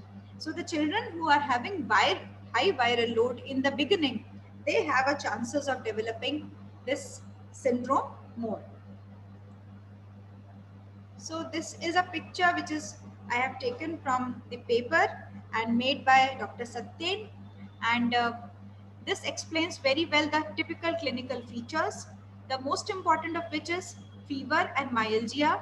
Then conjunctivitis. The conjunctivitis will be red eyes but without any mucus, without any pus, that is non-purulent. Then rash in the body because of the season of the dengue and dengue syndrome and scrub typhus, they may look similar to that. So we have to identify, we have to take history of COVID in this particular child or in the family, and then lymphadenopathy, stomatitis, extremity swelling, and skin peeling, very similar to the Kawasaki disease. Then in the head, in the central nervous system, because of the meningismus, the child will have headache and lethargy. In the heart, there will be features of myocarditis. The child will present in CHF with coronary artery aneurysm, in shock, and features of hyperperfusion, tachycardia, and the cardiac markers in form of troponin T and proBNP will be raised. In the lungs, there is hypoxemia because of the pulmonary involvement and the chest pain. In the GIT, there will be, the child will have typical GI symptoms, and that actually differentiates it from the Kawasaki disease, because in Kawasaki disease, there is no GI manifestation, and in MIS-C, the patient will have nausea, vomiting, abdominal pain, diarrhea. And if we see in the investigation, the AST-ALT ratio will be increased. Then very peculiar thing we are going to find in a patient with MIS-C in the hematology is thrombocytopenia, neutrophilia, and lymphopenia. And it is seen that absolute lymphocyte count, if we calculate, it is usually less than 1000 per microliters. In the kidney, there will be renal failure and there will be hyponatremia. Hyponatremia is one of the marker in the first line test. We will discuss later in slides. So if we are finding hyponatremia, so it is one of the criteria of diagnosing multisystem syndrome. So this picture shows that the child will have the non-purulent conjunctivitis, extremity edema, then the lips cracking and the red and strawberry-like tongue and peeling in the extremities, and the maculopapular rash. The rash will be maculopapular and petechial, but it will never be vesicular. This slide shows that when they have combined all the cases of MIS-C, they were seen that in that paper which is published in this journal as written below, they seen that there were actually three categories of the patients, and all the categories, they were around 1/3. So the first category was the patients who are having all the inflammatory markers raised with multiple organ dysfunction syndrome, with as much as more than 6 organs involved, presenting as cytokine storm, and the most common systems involved were GI and CVS. In these cases, the COVID antibodies were positive in around 98% cases in that particular series, and the mortality was around 0.5%. In the second subset of the patients, they were the most sick patient, and they were mainly presenting as ARDS and myocarditis. These patients were RT-PCR positive in 84% of the cases, and they were the most sick patient and having the highest mortality of around 5%. The third category, which was seen in this paper, was just similar to the Kawasaki disease, fulfilling or not fulfilling the criteria. These children were of higher age, of more than 5 years. They were antibody positive in 63% of the cases, and in 34% they found that the children were both positive, antibody and the RT-PCR positive. But luckily, all these patients, they responded very well to the anti-inflammatory medications with 0% mortality. So these kind of spectrum of patients we are also likely to have if we have the COVID epidemic, and followed by around 4 to 6 weeks seeing such kind of patients coming to us, we should think about this condition. Now, what are the features which differentiate MIS-C versus severe COVID? So if we see the symptom as system wise, so GI manifestations were seen in that series are more common in MIS-C, around 90%, as compared to 58% less common in severe COVID. Mucocutaneous rash and conjunctivitis, etc., were more common in MIS-C, not seen in severe COVID. LV dysfunction and coronary artery aneurysm is more specific and more common in MIS-C and not in severe COVID. Respiratory symptoms without CVS, without cardiac involvement, heart is absolutely normal. They were more common in severe COVID and not in MIS-C. And if we see the investigations, The neutrophil and the lymphocyte ratio was higher in patients with MIS-C, and CRP levels were also, although raised in severe COVID, but they were quite increased as compared to severe COVID in MIS-C. So in MIS-C, the CRP was levels were in hundreds, like 152 milligram per deciliter was the mean level. So now we should know that how we should differentiate this patient as a particular Kawasaki disease patient. So in the MIS-C age group can be from a small toddler patient to a adolescent patient, that is a broad age range. But in Kawasaki disease, mostly Kawasaki presents in a child who is more than 5 years of age. Then another thing is that they had more prominent GI and neurological manifestations as compared to Kawasaki.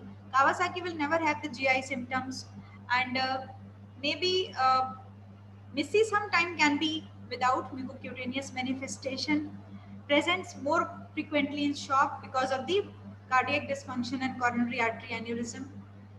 If we see the investigation in MIS-C and Kawasaki, so lower platelet count seen in MIS-C, not in Kawasaki, lower absolute lymphocyte count seen in MIS-C and not in Kawasaki, and MIS-C will have the more CRP levels.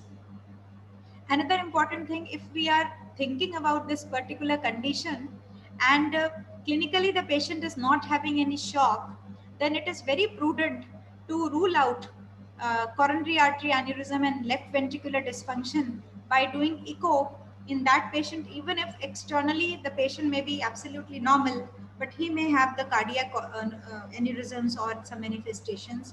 So we should always do an echo to find out. So now I'm going to tell that how we are going to investigate a patient of multi-system syndrome. So 3 things we need to have always: that there should be a fever of 38 degrees centigrade, minimum of 3 days and more. And then we are having some clinical features like in conjunctivitis, rash, shock, multi-system involvement. Then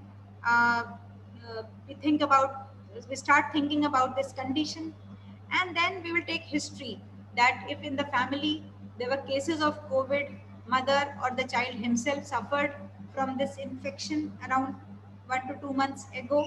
So epidemiological link to COVID we should try to look for.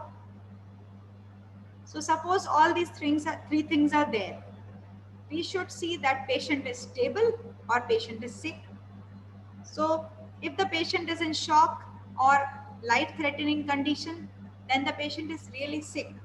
But if the patient is not in shock or not in ARDS, then actually we should always try to look for the alternative cause of fever and not straight away jump to the diagnosis of MIS-C. Why? Because this condition is not very common. It is a very, very rare condition, and it happens only when you have the COVID cases. After that, not always. So we should always look for the common causes of the fever like dengue, malaria, typhoid, sepsis, and try to rule that out first in the stable patients. In these unstable patients, it's important to save the life of the patient. So suppose we are thinking about MIS-C, we will do all the tests, which include tier 1 and tier 2 tests all together, and not waiting for the tier 1 test to become positive. But in the unstable patient, we will always do tier 1 test. Like if the patient is stable, just having fever, we will do level 1 test. If that tier 1 test is positive, then only we will look for the end organ dysfunction related tests, which are called as tier 2 test. So what is the first level test? That is called as tier 1.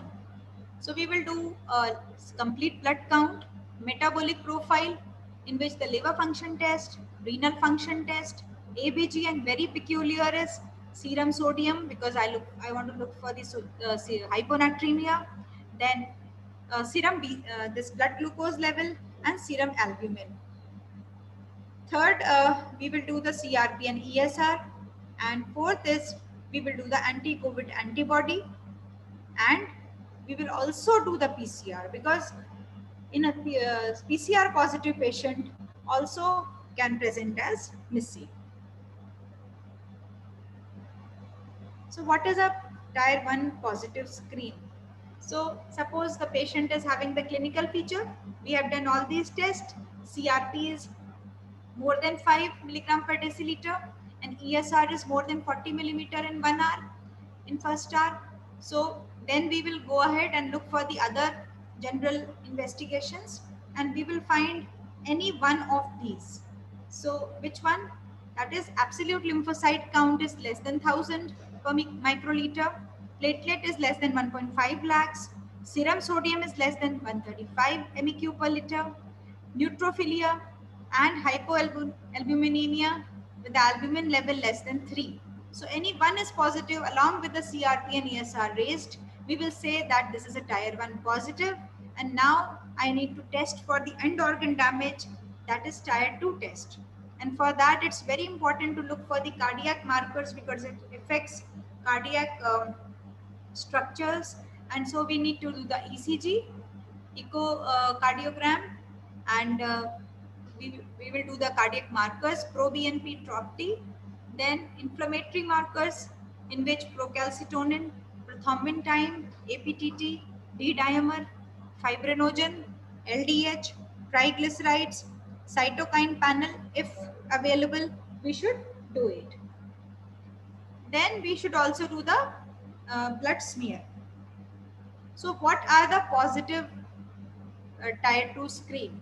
So if the left ventricular dysfunction is there, which is called as if the ejection fraction is less than 35%, and if the coronary artery size is more than 2 to 2.5 Z scores. If it is more than 2.5 Z score, it is called as aneurysm. And this specifically we have to ask the echo person who is doing the echo to look for the coronary artery size. And if the size is more than 10 Z score for that particular age and sex, we call it as a giant aneurysm. And how do we say that these size is just this 2.5 Z score? So the online app and online tables are available in which we can look for the sizes. Although coronary artery size estimation and to look for that size is a matter of experience, and the person who is really experienced in doing echo can do that.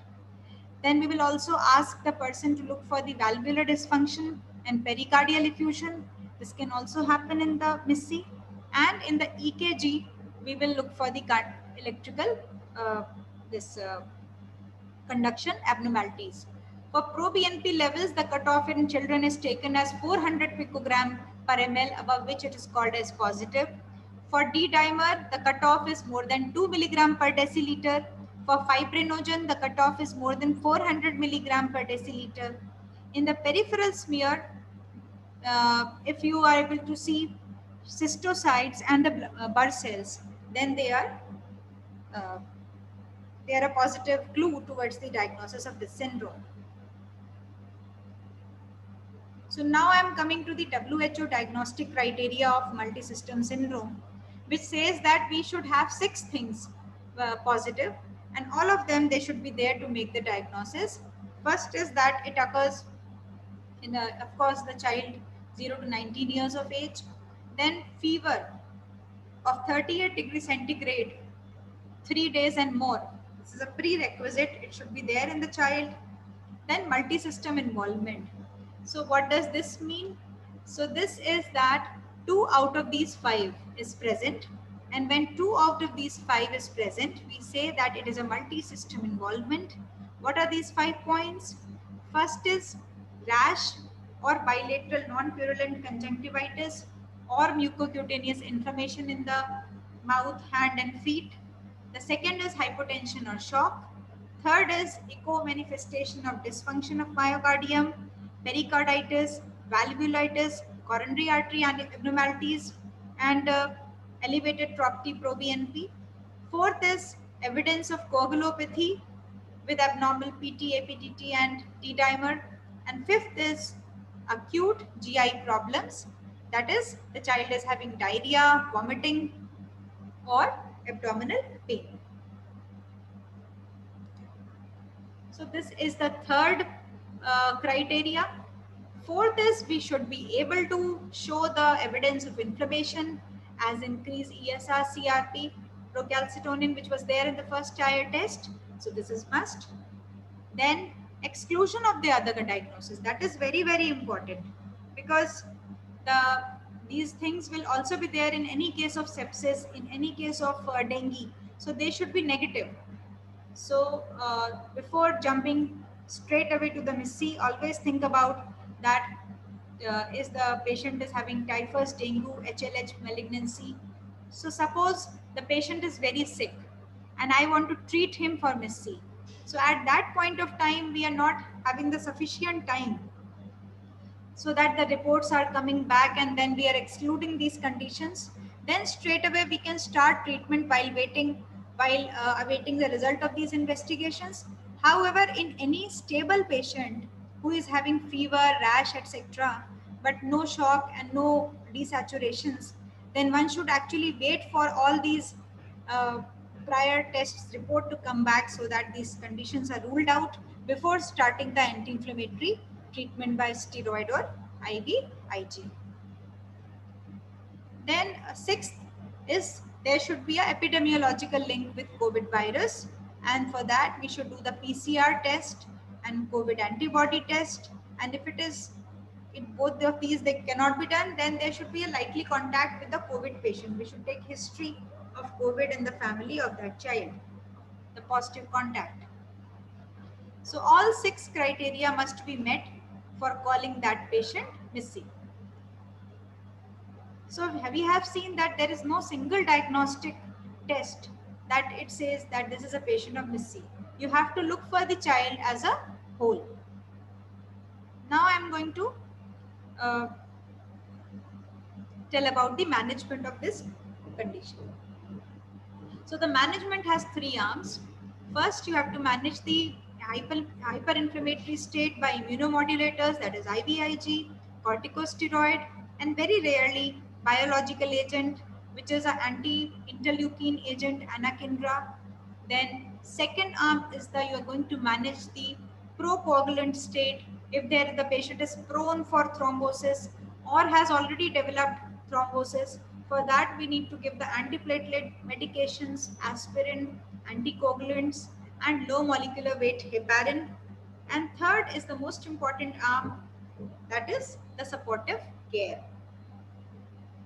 So this is a chart which is taken from Ministry of Health and Family Welfare of India, Government of India, which shows that if a child, we have fulfilled the WHO criteria of MIS-C, we will look for if the patient is sick, that is the patient is having shock or coronary involvement or MODS or life-threatening condition.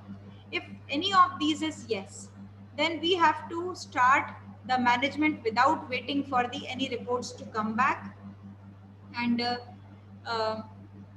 we have to give methylprednisolone as steroid in a dose of 1 to 2 milligram per kg per day, with IVIG in a dose of 2 gram per kg over 1 to 2 days. And because at this point of time we are not sure that this patient is not sepsis, we are justified of giving antimicrobials, that is antibiotics, because at this point of time the sepsis has not already ruled out. So this patient we will give all the management altogether. Indian Academy of Paediatric recommendation for a sick patient straight away reaching the emergency fulfilling the WHO criteria says to give a higher dose from the very beginning, that is of higher dose of methylprednisolone of a 10 to 30 mg per kg per dose straight away. However, in this algorithm, they say first to start and see the response of the low dose, that is 1 to 2 mg per kg per day. And if there's no improvement in the patient or there is a worsening of symptom, we have to do the repeat IVIG or this high dose methylprednisolone have to be given and we have to continue this treatment for 3 to 5 days.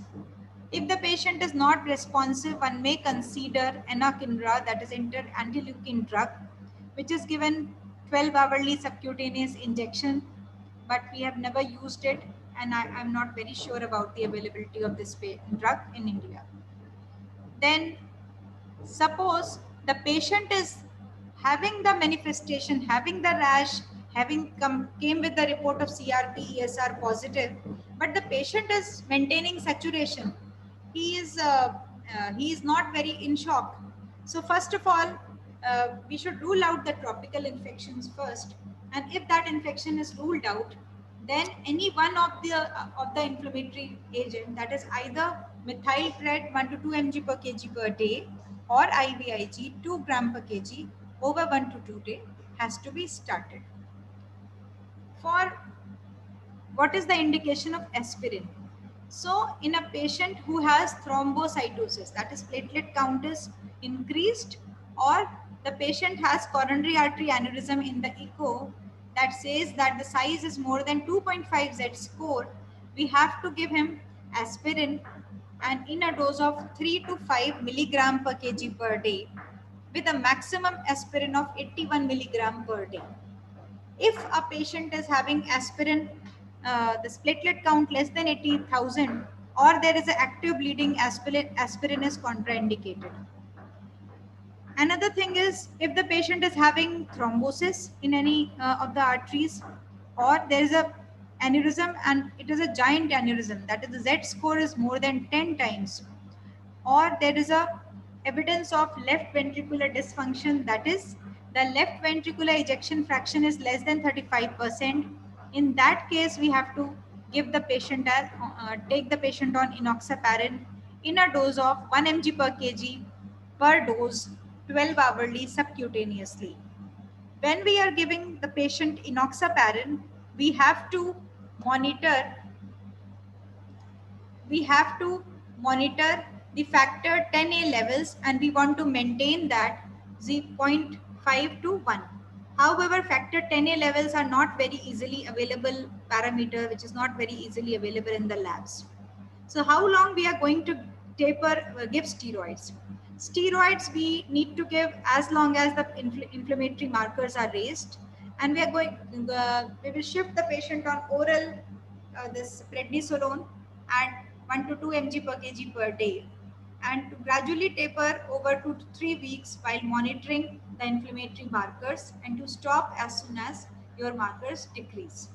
For the children with cardiac involvement, we have to do the repeat echo after 7 to 14 days, then repeat around 1 to 2 months after, and then after 1 year if the initial echo was normal. So minimum 3 echo is needed if first echo was abnormal in the beginning.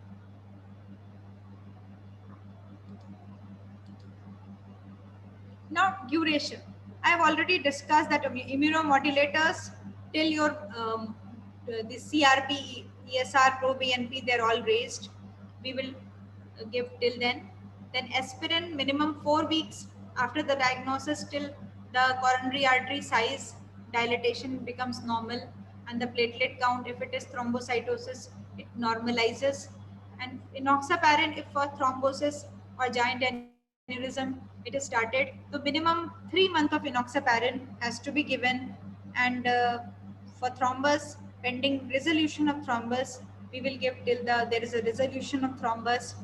And for giant aneurysm, we have to give it indefinitely, and most likely in consultation with the CTVS uh, faculty. And for ongoing LV dysfunction, of course, the cardiology opinion should be taken. Then cardiac dysfunction. In the acute phase, the supportive care to maintain hemodynamic stability, ensuring adequate systemic perfusion has to be given. Serial echocardiographic assessment of the cardiac function and monitoring of the pro-BNP and TROP-T levels have to be done. In the patients with severe LV dysfunction, they are treated with IV diuretics, inotropic agent like milrinone, dopamine, and dobutamine as required.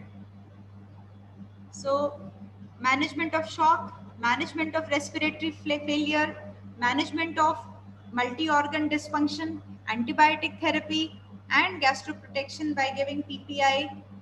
They are the part of the supportive care of the management of these patients. So what is the outcome of this patient? So luckily, the outcome of this syndrome is very favorable. It is reported in majority of the trials. They have reported the mortality rate of maximum 1 to 2%. Even most of the children, they require intensive care and the immunomodulatory therapy by IVIG and steroid, but most of them, they come out of it. And the nature and the frequency of the long-term complication, we don't know, because the long-term post-discharge follow-up of these children are still going on. So what is the take-home message? So the first and the foremost is that it is not a very common condition.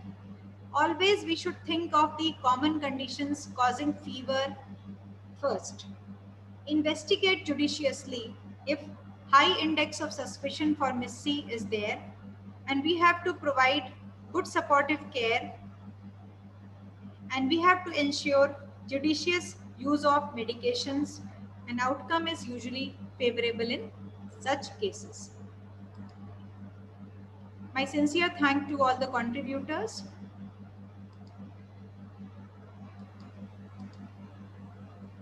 Thank you.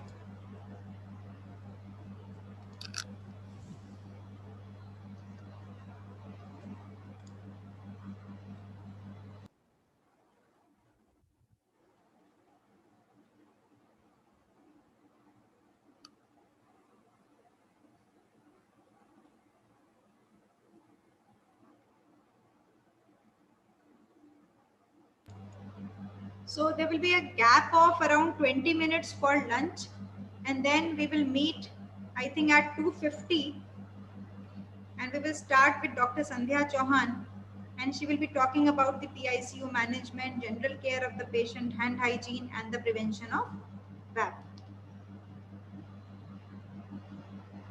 Thank you.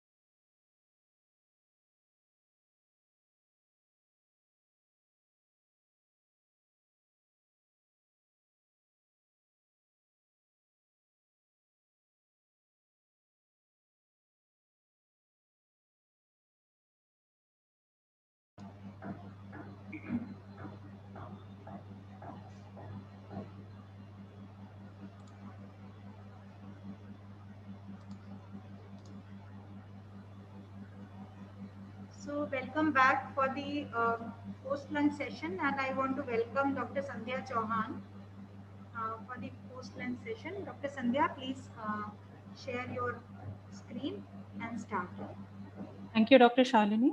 I'll share my screen. Okay.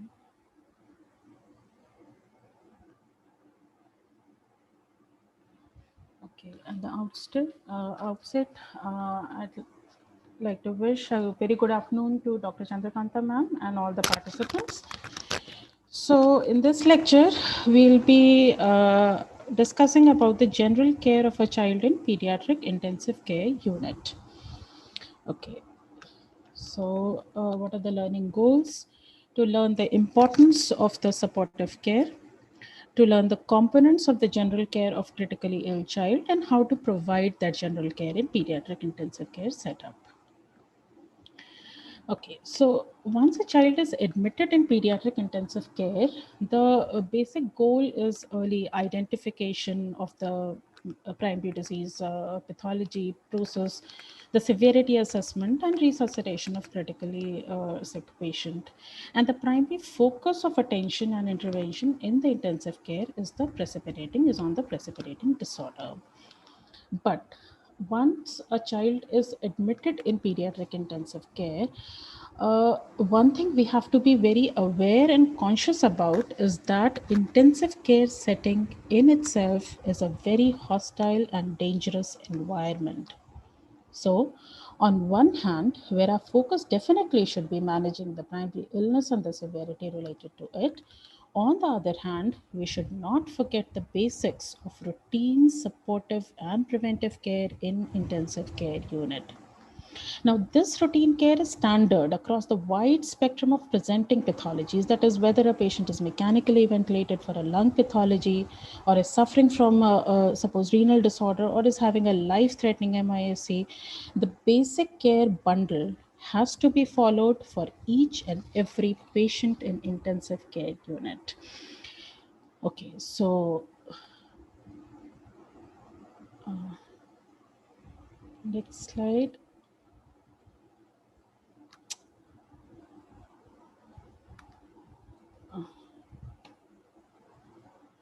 Okay. So once we talk about this supportive care, this has three components. The first is monitoring, second is prevention of nosocomial infections, and third is ongoing assessment and support. Now, once we talk of this is monitoring of the aspects of patient related to the primary pathology, that is the physiological indices, whether the patient is responding to treatment or not, to evaluate the trends and to raise alarms. This has already been dealt. Second is prevention of nosocomial infections. There is a bundle of maneuvers which are practiced in intensive care unit to prevent this, and hand hygiene is the most important component of this bundle. This we'll discuss later in this lecture. Third is ongoing assessment and support. Now, apart from the basic disease pathology, the primary disease pathology and monitoring its course, this deals with other aspects of patient care, which, if neglected, will not only make the treatment of the basic pathology difficult and complicated, but will also make the treatment costly, ICU stay longer, and even add substantially to the mortality of the critically sick patients. Now, these multiple aspects can be remembered very easily by the simple mnemonic FAST HUGS BITS. You can prepare a checklist. Even while listening to this lecture, you prepare a checklist by using this mnemonic, and this checklist can be used by you on your daily rounds, as well as you can train your nursing staff, your ICU staff to use this at the start of every shift to keep a track of the key aspects of general care of critically sick patients. Now, what are the components of this checklist? F is for feeding, A, analgesia, S is sedation, T, thromboembolic prophylaxis, H is head of bed elevation, U is stress ulcer prevention, G is glucose control, S is spontaneous breathing trial, B is bowel regime, I is indwelling catheter removal, and D is de-escalation of antibiotics. Out of all these components, spontaneous breathing trial has already been dealt with you in the lecture on mechanical ventilation. The rest of the components I'll just take up one by one. So starting with feeding. Now, several RCTs have shown that early feeding reduces the incidence of morbidity and mortality in ICUs by improving wound healing, by decreasing the loss due to metabolic stress response, and by improving GI function and integrity. Not only does this help in improving the nutritional status of the sick patient, it also helps to reduce the complications and the length of stay. So how much calories should be given? Remember, in the acute phase of illness, this is not decided by recommended daily allowance, that is RDA, but is decided by REE, that is the resting energy expenditure. And the energy intake provided should not exceed this REE. Now, there are several formulas available online to calculate this, or if we just restrict ourselves to a target between 27 to 58 kilocalories per kg per day, this will provide the energy intake according to RE in critically ill patients. And the second goal should be to keep the protein requirement limit by 1.5 gram per kg per day, should not exceed this. Okay, if the patient is suffering with a fever or burns or sepsis, trauma, activity over and above his primary pathology, the caloric requirement increases and you have to increase the calorie accordingly. Okay. Now, what are the modes of feeding? So this can be enteral or parenteral. Enteral feeding, where GI tract is directly used to deliver the nutrients and calories either orally or through NG or OG tube, is superior to and preferred one as compared to the parenteral nutrition, where nutrients are delivered into a vein. And this is for obvious reasons, like we can see that enteral feeding is physiological, has a trophic effect on gut mucosa, prevents bacterial translocation, thereby decreasing the incidence of sepsis, is simple, is cheap, easy to administer, has very few metabolic complications. Yes, it has a set of disadvantages in the form of like they can be NG tube displacement, they can be feed intolerance, they can be risk of aspiration, but we resort to parenteral feeding only if the enteral feeding is contraindicated. Okay, and this is for conditions like GI bleed or gut ischemia or intestinal perforation or intestinal obstruction. These are the conditions where enteral feeding is contraindicated. Only in the presence of these we'll resort to parenteral feeding because of its obvious disadvantages. It is non-physiological, it is expensive, requires venous access, and thereby increases the risk of sepsis, requires frequent monitoring of the metabolic complications which are associated with it. Okay, so how do we go ahead with feeding our patient? So first and foremost, assess your patient for any contraindications of enteral feeding that I just told. Then listen to the presence of bowel sounds. If there are no contraindications present, if there are bowel sounds present, you can very well start the enteral feeds within 24 to 48 hours of admission, keeping in check to keep the head end of the patient elevated. Assess your patient for the presence of risk factors of aspiration, because that will decide whether you will go ahead with the nasogastric feeding or the post-pyloric feeding. If the risk factors for aspiration, like severe respiratory distress or recurrent vomiting or gastroesophageal reflux with history of aspiration or delayed gastric emptying, they are present, you will resort to post-pyloric feeding. Otherwise, you can very well go ahead with the nasogastric feeding. Nasogastric feeding is normally given in the form of bolus feeding, where we start with 25% of the target volume. Now, I'll just give you an example for this. Suppose there is a 10 kg weight child and you have considered that 500 ml volume you have to give to the child in order to fulfill his caloric goal. Now, this 500 ml is the total volume that you want to give. We'll start with 25% of this 500 ml volume, which will come to somewhere around 125 ml. Now, this 125 ml has to be divided in 4 hourly feeds, or 2 to 4 hourly feeds, as is written here. So what you will do is, suppose you have decided that you will give in 4 hourly feeds frequency, the amount will come to somewhere around 4 hourly. That means 6 feeds in 24 hours you will be giving. The 125 or 120 you will divide by 6. It will come somewhere around 20 ml 4 hourly. Now, we start with this 20 ml 4 hourly feed. If the patient tolerates well 2 to 3 such feeds, we can plan for feed advancement, and that is done at a rate of 25% increment over the start volume. That is, if the start volume was 20 ml, the next volume would be 25% of 20 ml, that is 5 ml, so we'll add up, and the next volume would be 25 ml, then 30 ml, then 35 ml. We'll go on increasing till the target volume is achieved.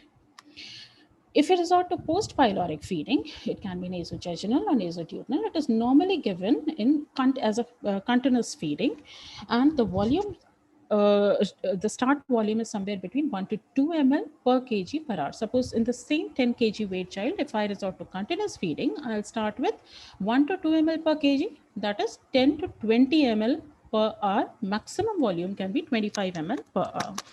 Again, we go on increasing this target volume if our patient is tolerating it well. Then we can go on increasing at a rate of 1 to 2 ml per kg every 2 to 8 hourly intervals till the target volume is achieved. And this target volume is, in less than 1 year, it is 5 ml per kg per hour. And in more than 1 year, it is 5 to 20 ml per kg per hour. Okay. Once we are planning for feed advancement, a thing that has to be checked is the pre-feed gastric residual volume. Okay, in your intensive care setting, whenever you start feeds, what do? Is whenever we want to increase the feeds, we want to assess whether our patient is tolerating the previous feed well or not. And for that, what do? Is before we give another feed, NG tube is already there, and with the help of a 10 ml syringe, we just try to aspirate the residual volume which should be present in the stomach.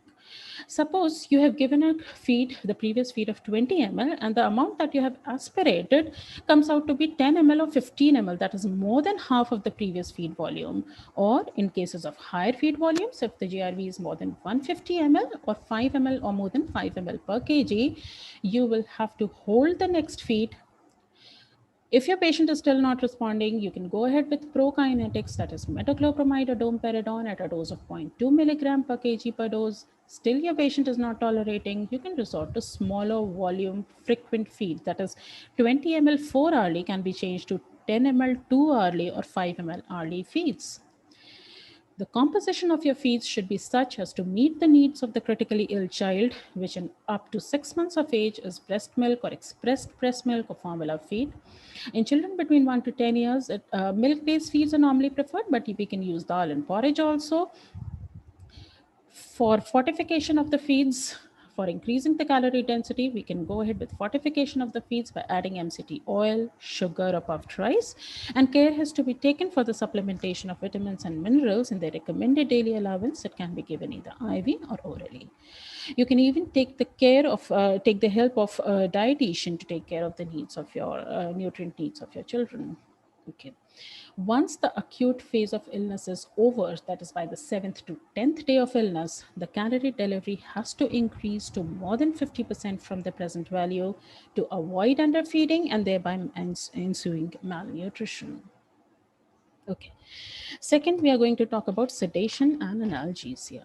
Now, critically ill patients, they often require complex medical procedures, frequent invasive testings in ICU, and thus necessitating the provision of adequate analgesia and sedation in ICUs in order to decrease the pain and decrease the stress response. Now, always remember, these agents have to be used judiciously, intermittently, and with frequent monitoring of patients, because where under sedation will lead to stress with long-term consequences, over sedation will lead to a need for prolonged respiratory support and prolonged intensive care unit stay. Analgesia and sedation, they are preferred over neuromuscular blockade because they are quickly reversible and allows for neurological monitoring. While selecting agents for sedation, use agents with minimal effect on vital parameters, especially blood pressure. The preferred ones are short-acting benzodiazepines like midazolam in a dose of 0.1 milligram per kg bolus, followed by infusion of 1 to 10 microgram per kg per minute. For analgesia, you can use fentanyl in a dose of 1 microgram per kg bolus, followed by 1 to 5 microgram per kg per hour infusion. For pediatric ARDS, again, I'll repeat, these agents should be titrated for maximum desirable effect with minimal possible dose. If sedatives are not completely effective, we can use neuromuscular blocking agents. Vecuronium is the drug we use, 0.15 milligram per kg, followed by 15 to 25 microgram per kg per minute infusion. In moderate to severe ARDS, neuromuscular blocking agents, they improve the tolerance to mechanical ventilation by eliminating ventilator-patient dysynchrony, and they also help in optimizing oxygen delivery by facilitating gas exchange.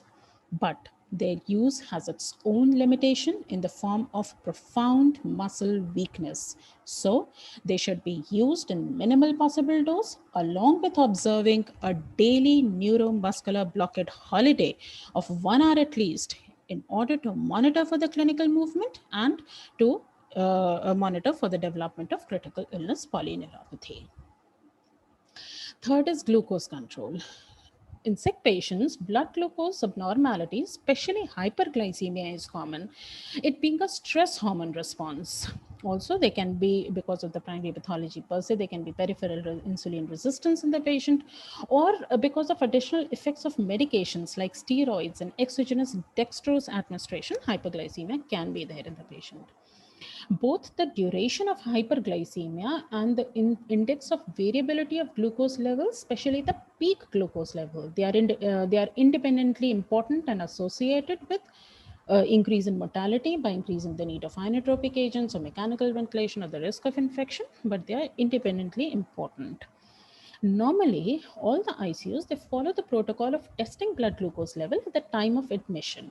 If normal, then continuing its monitoring at 12-hour interval.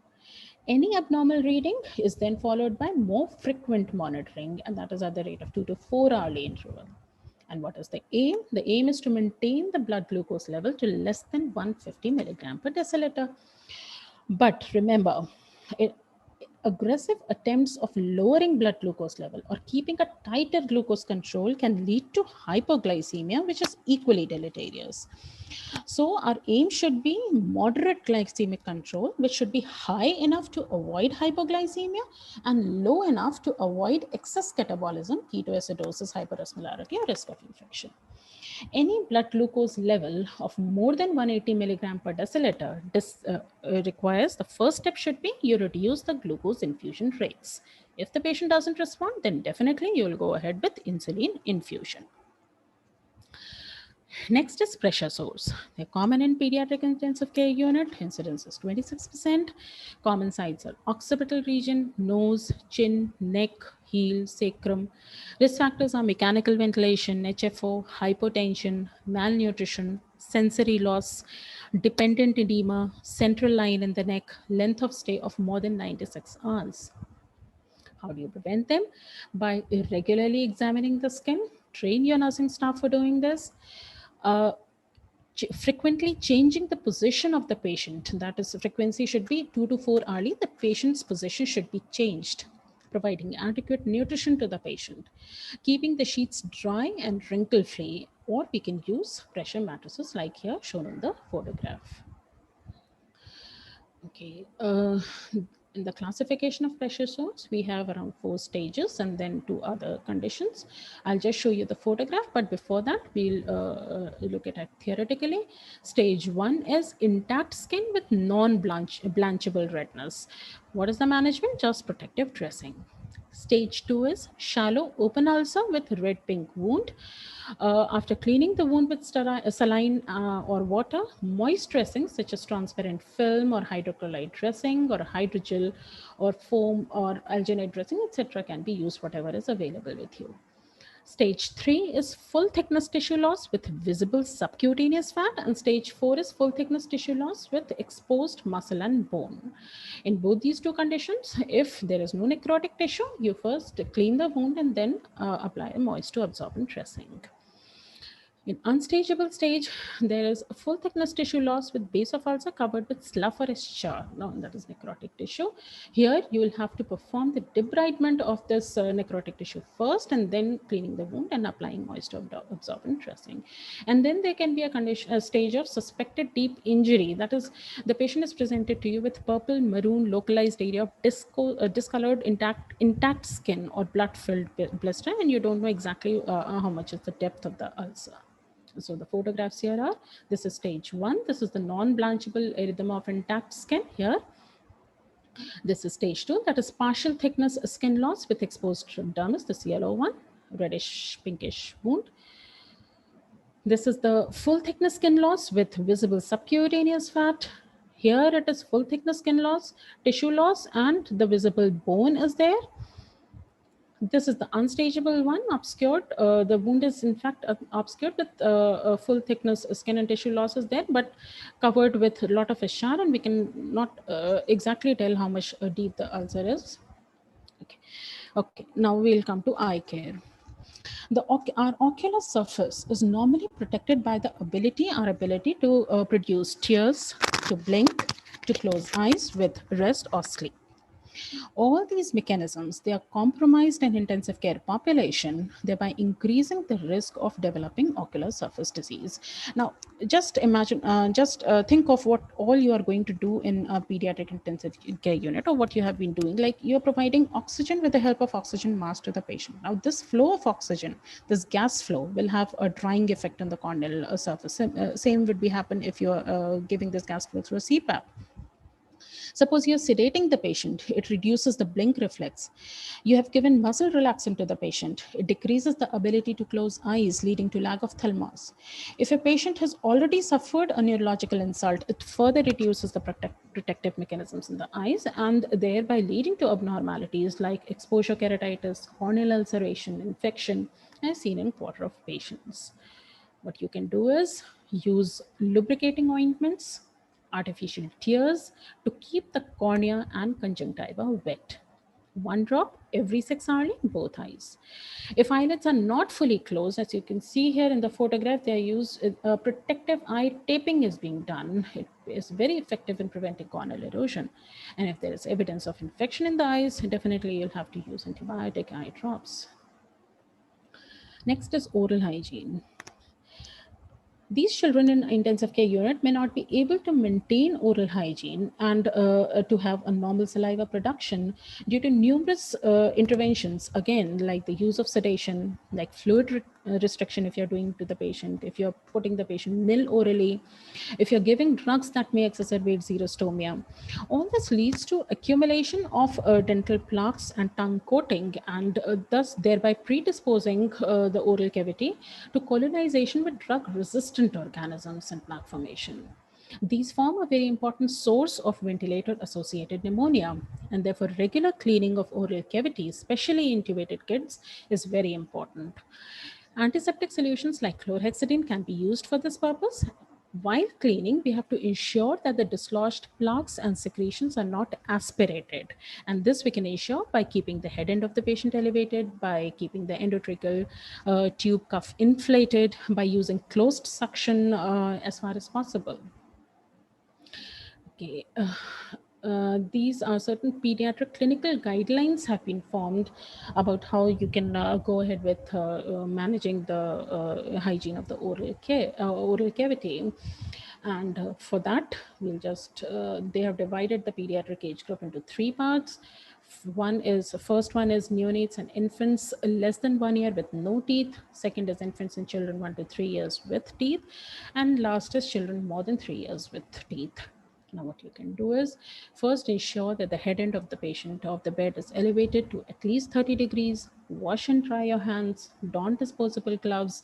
You can use any mouth assessment tool. There are a lot of them available online for assessing what degree of care is required there. And while providing the care in neonates and infants less than 1 year with no teeth, what you have to do is, the main aim is to keep the oral mucosa moistened. And what you can do is you wrap a swab moistened with sterile saline around your gloved finger, wipe the gums and mucosa with swab to moisten the mouth. And after that, you apply yellow soft paraffin to the lips. In infants and children 1 to 3, and this in neonates, this has to be done every 2 to 4 hourly. Next, in infants and children less than 1 to 3 years with teeth, this procedure of keeping the oral mucosa moistened every 2 to 4 hourly has to be done.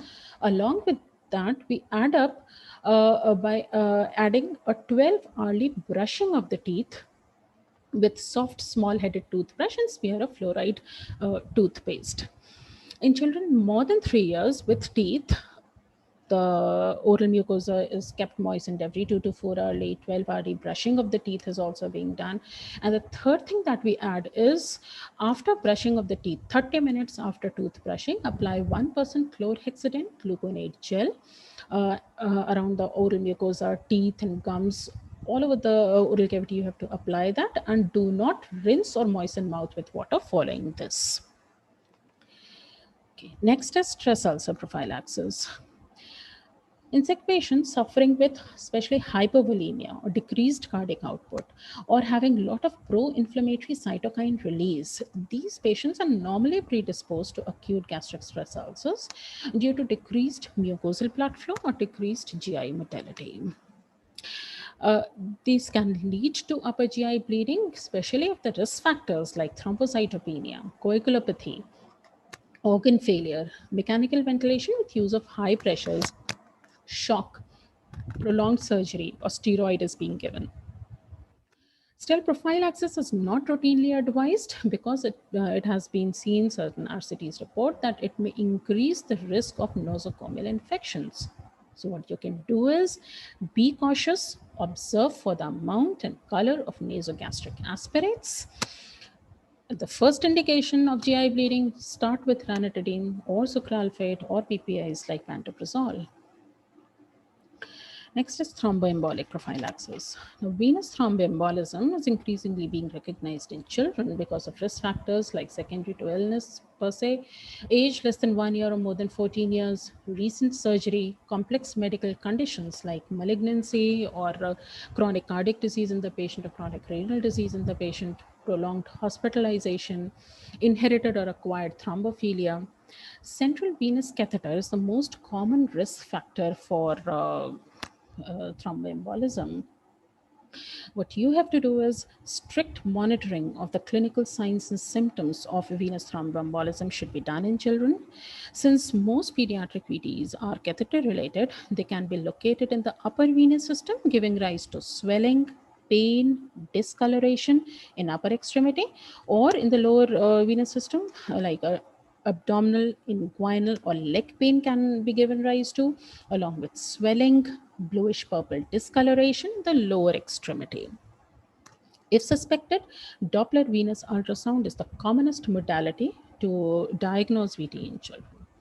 Standard unfractionated heparin or low molecular weight heparin prophylaxis is not routinely advised, but since we are talking of severe COVID-19 and MISC, here we have definitely an indication of low molecular weight heparin or enoxaparin if the patient has evidence of thrombosis, or the D-dimer values are more than 5 times upper limit of normal, or in the echo, we find a giant aneurysm with absolute coronary diameter of more than 8 millimeter, or the coronary aneurysm score is of more than 10 Z score, or the left ventricular ejection fraction is less than 30%. The contraindications for enoxaparin are marked thrombocytopenia, that is platelet count of less than 25,000 per microliter, hypofibrinogenemia, fibrinogen activity of less than 100 milligram per deciliter, end-stage renal disease, or recent major bleeding. Duration of therapy is until at least 2 weeks after discharge from hospital, but longer therapy can be continued if the patient has a coronary aneurysm score of more than 10 Z score, then duration can be indefinite. If the patient is having documented thrombosis, the treatment is continued for 3 months, more than 3 months, pending thrombus resolution. Or if the patient is having ongoing moderate to severe LV dysfunction, it can be continued indefinitely. The dose is neonate, it is 2 milligram per kg twice daily subcutaneously. In 1 month old, it is 1.5 milligram per kg twice daily subcutaneously. In 2 months to 17 years, it is 1 milligram per kg twice daily subcutaneously. Remove the central venous line associated with VT as soon as possible. Okay. Ensure follow-up ultrasounds also to screen for extension of VT. And other procedures like early mobilization, physiotherapy, use of compression devices like stockings can be used. Another drug which we can use is aspirin if there is evidence of thrombosis or coronary aneurysm score is more than 2.5 Z score. Dose is 3 milligram per kg per day to 5 milligram per kg per day. Duration is until normalization of platelet count and confirmed normal coronary arteries at more than 4 weeks after diagnosis. Contraindications are active bleeding, significant bleeding risk, and a platelet count of less than 80,000 per microliter. Next is care of lines.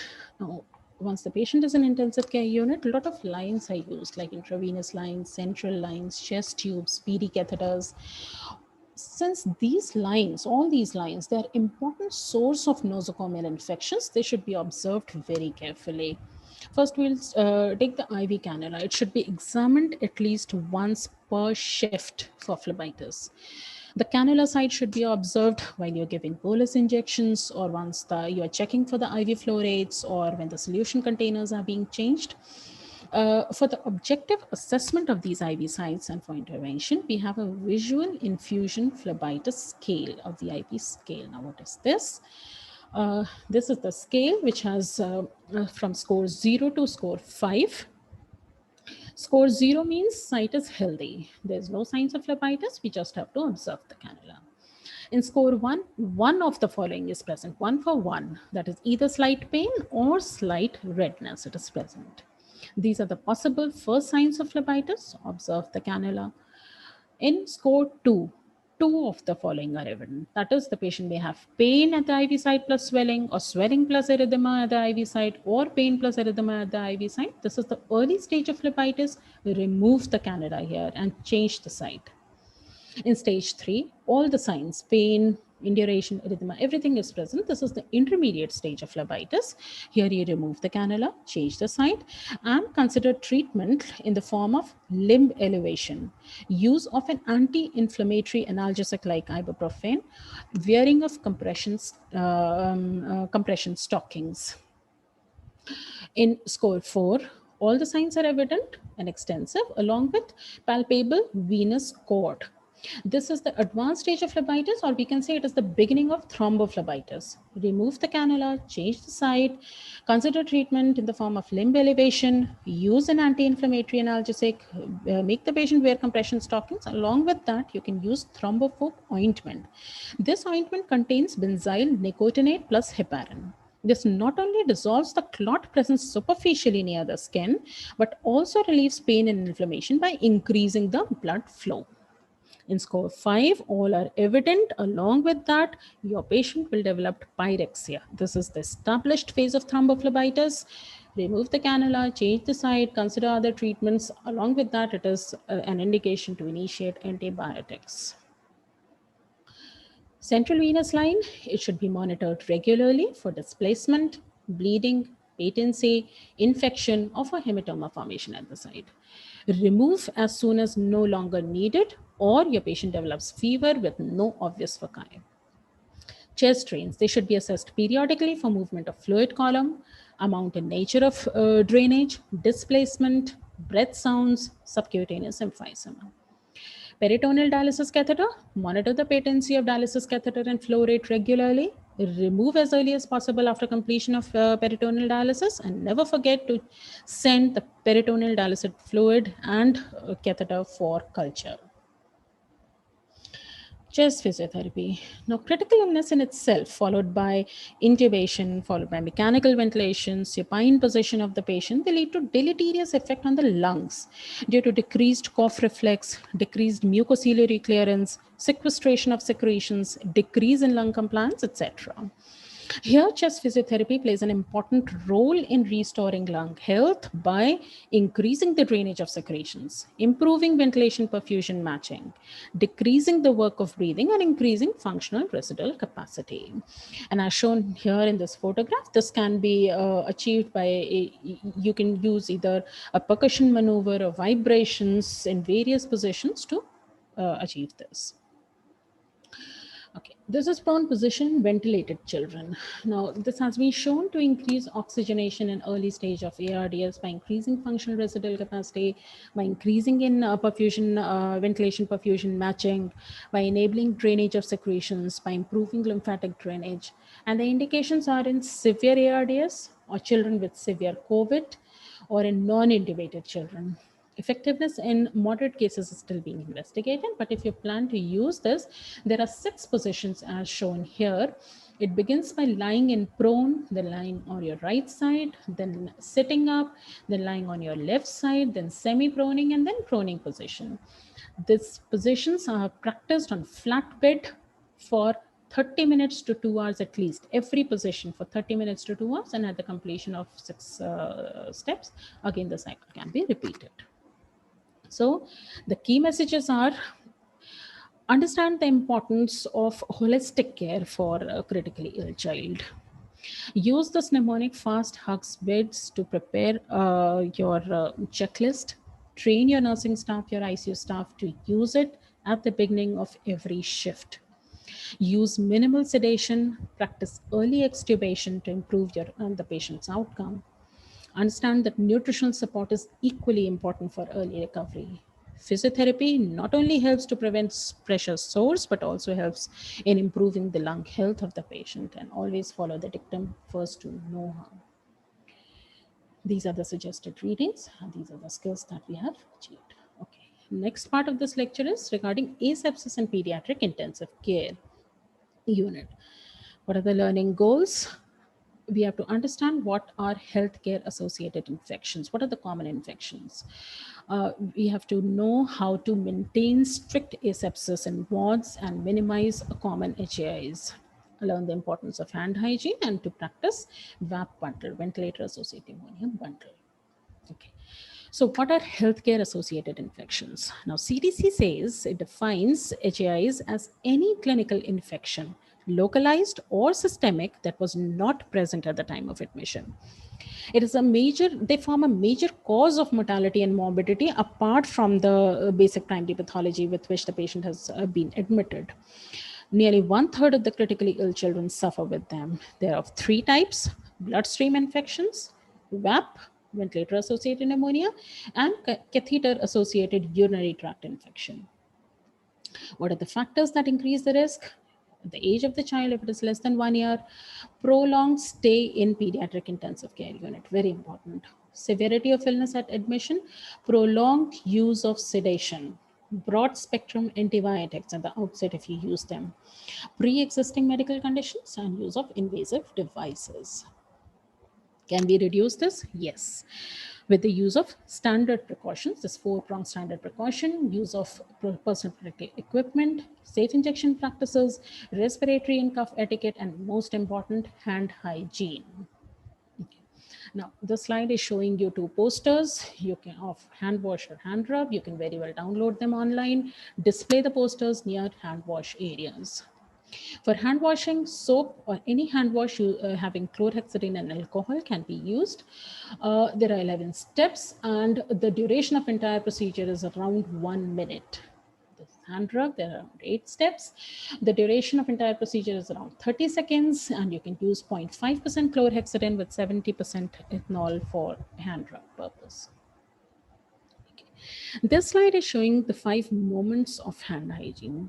This has been suggested by WHO that before we enter pediatric intensive care unit, definitely we all wash our hands, but they recommend that these 5 moments have to be practiced at each and every bed in the pediatric intensive care unit. Once you visit a particular bed, a particular patient, before patient contact, you have to maintain hand hygiene, hand wash or hand rub. Before aseptic task, that is before examining the patient. After body fluid exposure, suppose you were to examine the ICD bag, After body fluid exposure risk, you have to wash your hands. After the patient contact is completed and after contact with the patient's surroundings. These are the 5 moments where you have to practice hand hygiene, and this has to be practiced at each and every bed. PPEs, gowns, gloves, and masks. These are clothing or devices donned for safety or protection while performing hazardous patient activity in order to interrupt disease transmission. Everybody should know proper donning and doffing, especially doffing, which is more notorious for spreading of for contamination. Respiratory etiquette, cough hygiene, to cover one's mouth while coughing, not with the hand, but using the upper arm. Disposing of tissues and following hand hygiene practices after touching respiratory secretions. In safe injection practices, cleaning with alcohol swab wherever the place where you are going to inject the injections, clean with alcohol swab. Follow the practice of using single dose vials, use single use needles. We can also display posters and distribute it to the attendants about minimizing their visits and other relevant cares, like before entering, remove the slippers and shoes, remove the ornaments, wash your hands, rub your hand before touching anything, do not sit on the bed, don't touch anything in the ICU. If you're allowing parents to visit their kids, they should be taught in adequate PPE. Explain clearly that all these precautions are taken in the best interest of their and other children of intensive care unit. Another factor which is very important is the proper disposal of biomedical waste. Disinfection and sterilization of intensive care unit and instruments with proper records should be maintained. Time to time, culture audit of admitted patients should be done. Send the culture from walls, ceilings, suction pipe, other areas during regular surveillance. And as far as possible, uh, practice the rational use of antibiotic, that is antibiotic stewardship. Prevention of bloodstream infections. For doing this, you can use central lines made of Teflon or polyurethane. Make a habit of using minimum number of ports. Insertion should be done under aseptic precautions, like with scrub up to elbow, use of universal precautions, drapes over the patient, skin antisepsis with 2% chlorhexidine or 10% povidone iodine. Use sterile gauze or transparent semi-permeable dressing. Antiseptic ointment should never be used at the site of insertion. Make the habit of changing the IV fluid administration sets every 72 to 96 hours. Disposable pressure transducers for CVP or ABG monitoring should be changed every 72 to 96 hours. How can you prevent urinary tract infection? By placing the catheter aseptically, should not be placed without any indication. Closed drainage system should be used. If contaminated, replace it. Catheter should not be irrigated unless absolutely necessary. Proper hand hygiene and aseptic precaution must be used when handling the catheter. Junction between the catheter and the drainage system that should be secured properly should be removed, as the catheter should be removed as soon as possible. Ventilator associated pneumonia. This is the new onset of pneumonia after 48 hours of mechanical ventilation. It is the second most common healthcare infection, and incidence is between 20 to 36%. It is associated with high mortality, morbidity, increased length of PICU stay, hospital stay, excessive antibiotic usage leading to antibiotic resistance. And endotracheal intubation is the most important risk factor, which increases the risk of VAP by 6 to 20 folds. Etiology, hospital-acquired pathogens can be responsible. Acinetobacter species, Pseudomonas, Klebsiella, E. coli, methicillin-resistant Staph aureus. How can you prevent? The two-prong approach. Practice the general measures to prevent HAI, and then there are specific measures to prevent the VAP, that is VAP bundle, and there are 6 components. We'll take one by one. The first component is to prevent iatrogenic spread of infection. How can you do this? By adherence to good hand hygiene practices. Use of universal precautions. Use of appropriate isolation techniques based on infectious organism. Second is to prevent aspiration of gastric contents by elevating the head of bed to 30 to 45 degrees, monitoring or the amount and then draining the excessive gastric contents and avoiding gastric distension. Improve oral hygiene by oral rinsing or cleaning with chlorhexidine. Use of toothbrush and oral swabs in daily oral care. Fourth is decrease endotracheal tube risk factors by using inline suction equipment where appropriate and available. Suction of hypopharynx prior to ET suctioning and repositioning. Maintaining endotracheal tube cuff pressure and avoiding unplanned extubation and thereby reintubation. Fifth is to avoid contamination of respiratory equipment per se by using dedicated oropharyngeal suction equipment. It should not be used for any other purpose. Prevention of accumulation of respiratory circuit condensate. Prevention of contamination of ventilation equipment. Change of circuits when visibly soiled or malfunctioning. Only sterile fluids should be used in humidifiers and for nebulization purpose. And the last is to decrease the duration of mechanical ventilation by using neuromuscular blockade holidays. Practice it for 1 hour every day. Assess whether you can extubate your patient or go away with the use of these blockades, and thereby planning to put an end to the mechanical ventilation as early as possible. Using minimal sedation and daily assessment of readiness to extubate. Appropriate levels of sedation should be maintained such that ideally the child is awake but comfortable. Oversedation, if you are practicing oversedation, it will definitely lead to weaning failure. Continuous heavy sedation must be avoided as this depresses cuff reflex and thereby spontaneous ventilation of the patient. Predisposes to aspiration of oropharyngeal secretions. So, as far as possible, practice everything in order to decrease the duration of mechanical ventilation. So what is the take-home message? To understand the importance of hand hygiene, to take measures for the prevention of common HAIs, and to practice the WAMP bundle. These are the suggested readings. Thank you for your patient listening, and my sincere thanks to all the contributors to this presentation. Thank you.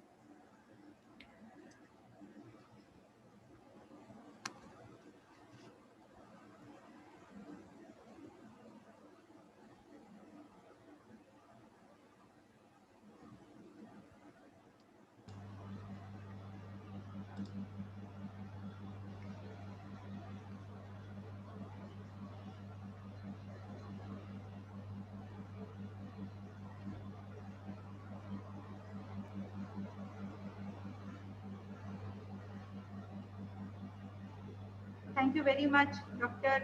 Sandhya, for a very good lecture. So now I will invite Dr. Anupama Verma from LLRM Medical College, Meerut, and she will be discussing about the handling of the deceased. Dr. Anupama. Good. Thank you, ma'am. Yes, ma'am. Yes, ma'am. Thank you, ma'am. Good afternoon to all the panelists and all the attendees. For the next 15 to 20 minutes, I will be talking about the topic of handling of disease.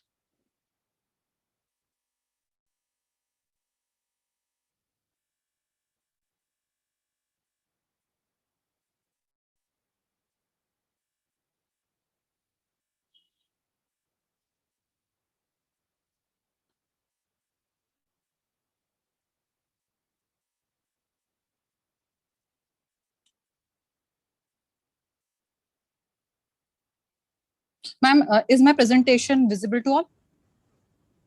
Yes, yes, you are audible, yes, and the presentation is visible. Please start. Okay, okay. Thank you, ma'am. We will be talking about the management of disease. Some numeric values. Laboratory confirmed cases is 2.74 crores. Death is approximately 3.15 lakh. Third wave of the disease is expected to come in another few months. Hope it does not come. And pediatric age group is likely to be affected. Hope all our predictions may go all wrong. Knowledge gap is how to dispose of dead body of a suspect or a confirmed cases of COVID-19. All staff identified to handle dead bodies in an isolation area, mortuary, ambulance, and those workers in the crematorium or burial ground should be trained in the infection prevention control practices. Some key facts. The main driver of transmission of COVID-19, we all know, is by the droplet. So it is unlikely to be an increased risk of COVID infection from a dead body. Only a lung tissue, lung of a dead patient is infectious.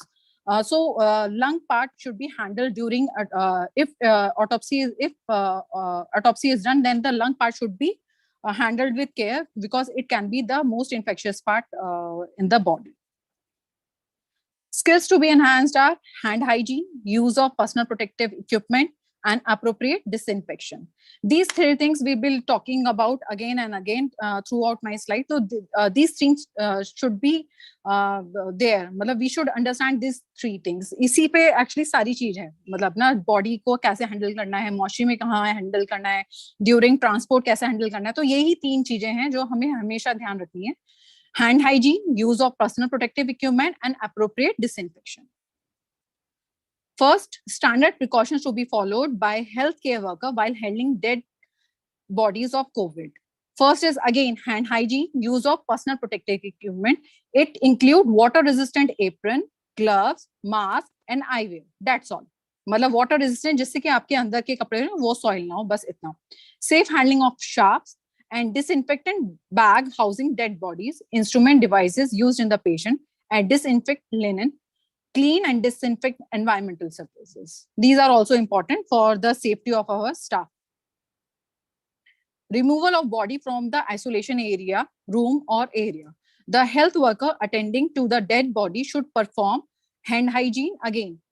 This ensure proper use of PPE. PPE include apron, goggles, N95 masks, and gloves. Tube, drains, and catheter on the dead body should be removed before transportation. And any puncture site, जिस भी puncture site से या किसी भी wound से अगर कहीं से भी there is oozing out of fluid, so it should be ideally disinfectant with 70% alcohol or 1% sodium hypochlorite and dressed with impermeable material. ये बिल्कुल ensure करना है body shift करने से पहले कि कोई भी puncture site या wound site से कोई भी fluid ooze out नहीं होना चाहिए. That can be infectious to other person. Apply caution by handling sharps such as intravenous catheter and other sharp devices. They should be disposed into sharp containers. Plug oral, nasal orifice of a dead body to prevent leakage of body fluid. If the family of the patient wishes to view the body at the time of removal from an isolation area, they may be allowed. We should always respect the sentiments of the family. So whenever, along with, we also follow all the safety precautions. Place the dead body in a leak-proof zip plastic bag. But one important point, identification tag should always be placed on the bag to avoid any problems further, because it can lead to many problems if there is a discrepancy in identifying the dead body. And it should be marked with COVID-19. The exterior of the body bag can be decontaminated with 1% sodium hypochlorite. The body should be fully sealed in an impermeable body bag before being transported from an isolation area or isolation room or ICU to avoid the leakage of IV fluid. Sheets, sometimes there are sheets provided by the family members. So a sheet can be wrapped on that bag only. And the body should be handled either to the relatives or directly taken to the mortuary. ये है, या तो relatives को hand over कर देंगे वो अपने according, या फिर हम mortuary को shift करना है body को. All used soil linen should be handled with standard precautions. Put in biohazard bag and outer surface. हर बार ना body का जिस bag में zip किया है उसके भी outer surface को, जिसमें हमने soil linens डाले उसके भी outer surface को, सबको हमें disinfectant करना है by the hypochlorite solution. Use equipment should be autoclave and decontaminated with disinfectant solution in accordance with the established infection prevention control practices. All medical waste must be handled and disposed of in accordance with the biomedical waste guidelines. The health staff who handle the body should remove PPE and perform hand hygiene. We should provide counseling. मतलब चाहे कितना ही busy schedule हो, we should have at least 5 to 10 minutes for the family members. We should try to counsel the family members and respect their sentiments. Environmental cleaning and disinfection is also very important. All surfaces of an isolation areas, floor, beds, railings should be wiped with 1% sodium hypochlorite solution. Allow a contact time of 30 minutes followed by air dry. Handling of diseased body in mortuary. Mortuary should be kept clean. The mortuary staff should handle COVID body and should observe all standard precautions. It should be kept in cold chambers with a temperature of 4 degrees centigrade. Environmental surfaces, instrument, transport trolley should be disinfected with 1% hypochlorite solution. After removing the body, the chamber doors, handles, all possible sites should be cleaned with sodium hypochlorite 1% solution. Enabling of dead body should not be allowed, and it is also according to the WHO guidelines. Actually, all my slides are according to the guidelines of dead body management from the Ministry of Health and Family Welfare, which is issued in March 2020. And if one is interested, one can go in details from this guidelines issued by the Health and Family Welfare. Autopsies should be avoided. If autopsy is to be performed for any special region, we should follow all the infection prevention control practices. Negative pressure should be maintained in mortuary. The team should be well trained in infection prevention control practices. The number of forensic expert and staff should be limited. The team should follow the full PPE. इसमें PPE में अभी तक सिर्फ water resistant gowns है. इस वाली PPE में जो autopsy करेगी, they should have overall head cover, shoe cover, N95 masks, goggles, and face shield. All full PPE. Round-ended scissors should be used. PM40 or any other heavy-duty blades with blunted points to be used to reduce prick injuries. Only one body cavity should be opened at a time. Unfixed organ must be held firmly on a table and then only sliced with taking care with a sponge. An oscillator saw with an suction extraction of bone aerosol into a removable chamber should be used for sawing of skull. Otherwise, our hand saw with a chainmail glove should be used. This all is done to provide to minimize the aerosol generation. Needles should be reseated after the fluid sampling. Needles and syringes should be placed in a sharp bucket. Reduce aerosol generation during autopsy using appropriate techniques while handling lung tissues. Because again, lung is the only this infectious part which can cause infection to the handling persons. After procedure, body should be disinfected with 1% sodium hypochlorite and placed in a body bag. The exterior surface should be decontaminated with 1% sodium hypochlorite. The body thereafter can be handed over to the relatives. Autopsy table should be disinfected as per the standard protocols.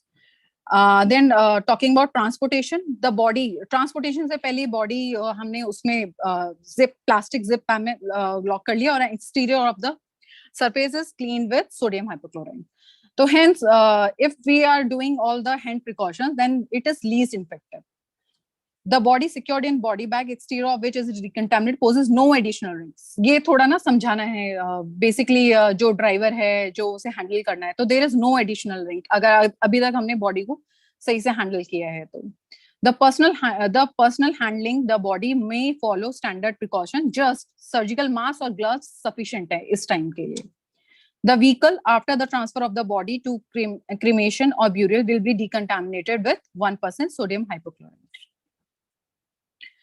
At the crematorium or burial grounds, the crematorium or burial ground staff should be sensitized that COVID-19 does not poses additional risks.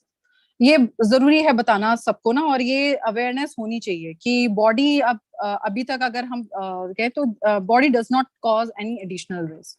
The staff will practice standard precautions of hand hygiene, use of mask and gloves. Viewing of dead body, last time ये होता है कि देखना है एक बार, so we should always respect this. So unzipping of the face, but it should be done by the staff and using the standard precautions. It may be allowed, but और कई बार ये होती है कि डिमांड्स होती है, there are some religious scripts पढ़नी है या स्प्रिंकलिंग ऑफ होली वाटर या other last rites that the family wants to do. We should allow if there is no touching of body is done during that procedure, then we can allow by respecting just for respecting all their rituals and all their sentiments. But bathing, kissing, hugging of the dead body should not be allowed. Large gathering at the crematorium should be avoided as a social distancing measure, as it is possible that the close family contacts, जो उसके close family contacts हैं, वो symptomatic हो सकते हैं या वो ही infection spread कर सकते हैं. So we should limit the number of person attending the last rites of the patient. Electric and gas crematorium eliminates the chances of infection. The funeral or burial staff and family members should perform the hand hygiene after the cremation. Cremation is recommended either by the electric or gas or burial depending upon the religious sentiments. So इसमें कुछ different नहीं है कि cremation ही करना है कि bury करना है. ये it depends upon the religious belief. If burial is done, it should be done in the thick airtight coffin. बस इतना ध्यान रखना है. And should be placed, थोड़ा सा depth इसमें बढ़ जाती है. Should be placed at a depth of 4 to 6 feet. Area above and adjacent to the grave should be cemented immediately as an additional precautionary measures. The area should be marked. यही है कि थोड़ा depth बढ़ा दिया, उसका आसपास का जो एरिया है वो हमने सीमेंट कर दिया और just to have the additional precautionary measures. In Hindus, if they want to collect the ashes does not causes any risk. The ashes can be collected after the last rite of the patient. Again, all these slides are based on this guidelines from the Ministry of Health and Family Welfare. If one want to go in detail, can go to these guidelines.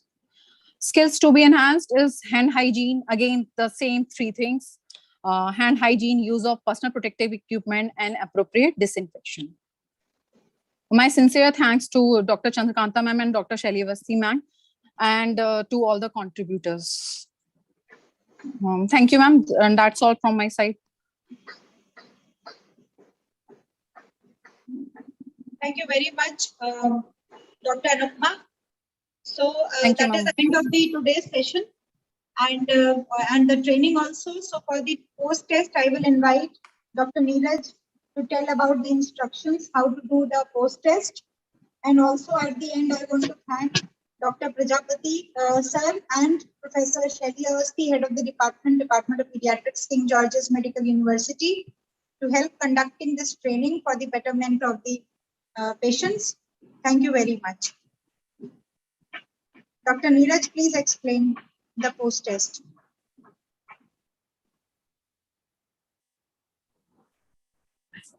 Thank you, ma'am. I'm requesting all of you to please listen the procedure I'm explaining here to go through the post test, as currently the link is not activated. So if you have already clicked on the link, so it will not work. We'll activate and then we'll inform, and you'll got the same time slot, same span basically of 20 minutes to give the post test. Before that, I just want to click to give the post test. This was the message basically which is shared with you on Tuesday. It contains the link of day 2. One second. Day 2, link of day 2, day 3, day 4, and in the last you can see there's a link of post test. It's written Google link for the post test. I will also show the link how it looks in WhatsApp. The link you have received, it will be look like this: the day 2 link, then the day 3 link, then the day 4. You have to click on this read more. If you are unable to locate your post test, you have to click on this read more button. When you click the complete message, you can see the complete message. After that, this was the at last sharing the Google link for post test for day 4. This link page, you have to click on this link, and your name, email ID, your mobile number, and the participant ID will be came pre-filled on the post test page. If it's not, you have to again go to the WhatsApp and click on this link. If someone is facing any issue, he can WhatsApp on this number, as we have to support all of you. So I request you should not make a call. You should WhatsApp, so that I can support everyone if someone is facing an issue. So I'm activating the link, and you will be getting 20 minutes to give the post test.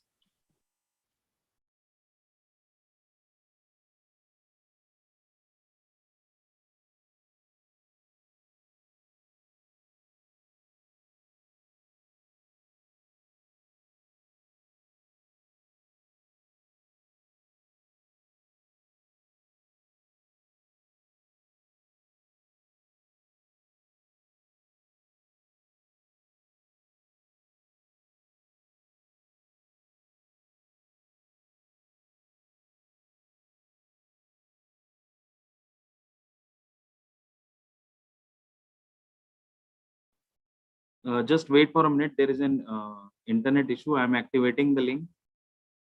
Will inform once activated.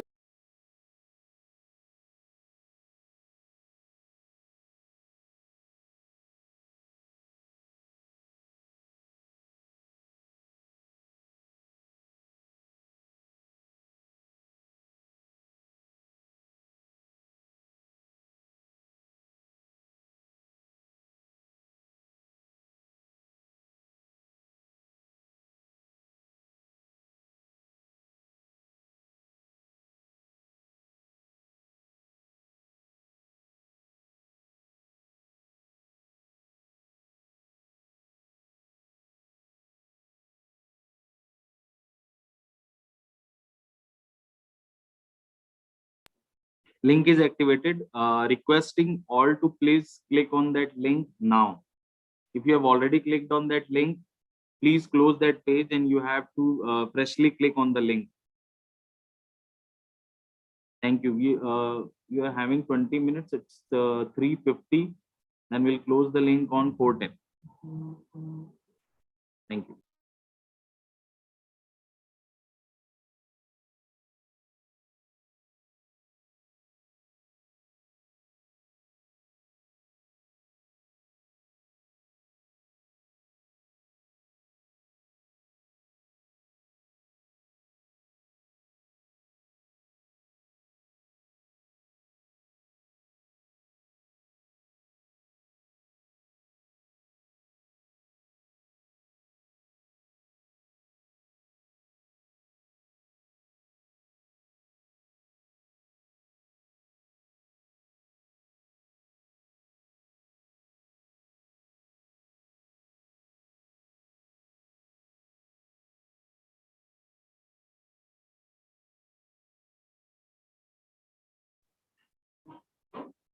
No new message will be delivered in your WhatsApp. Message is already shared on Tuesday. You have to click on the read more and you can see the post test link at the bottom, at the last of the message. The last link is of post test. If you are unable to get your participant ID, as you have already clicked on the link before it's get activated, so request you to please click on that link again.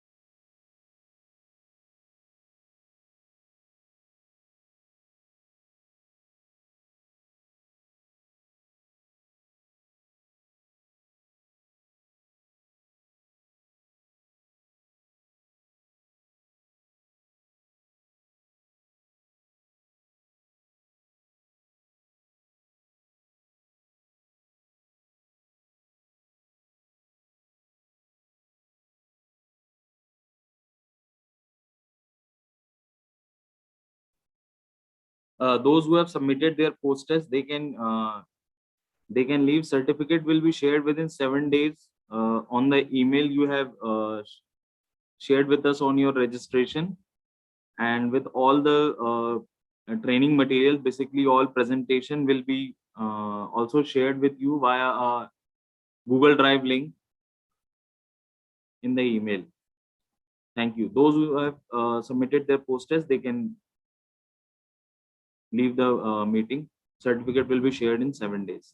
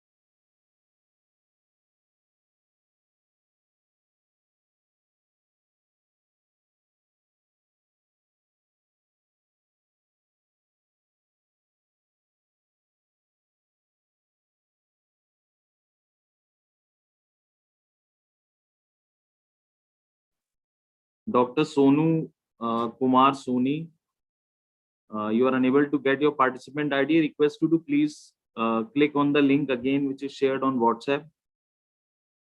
All general details will be come pre-filled on the post test page.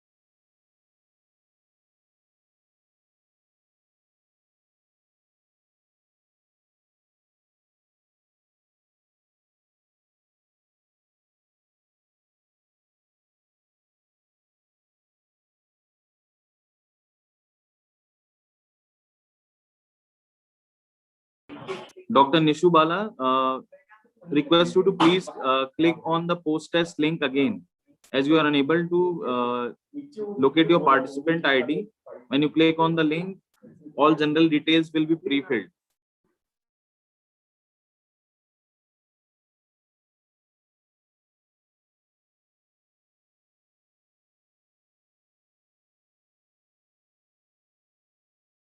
If someone is facing issue in giving post test, they can WhatsApp me on the number from which they have received the link to attend the training and post test.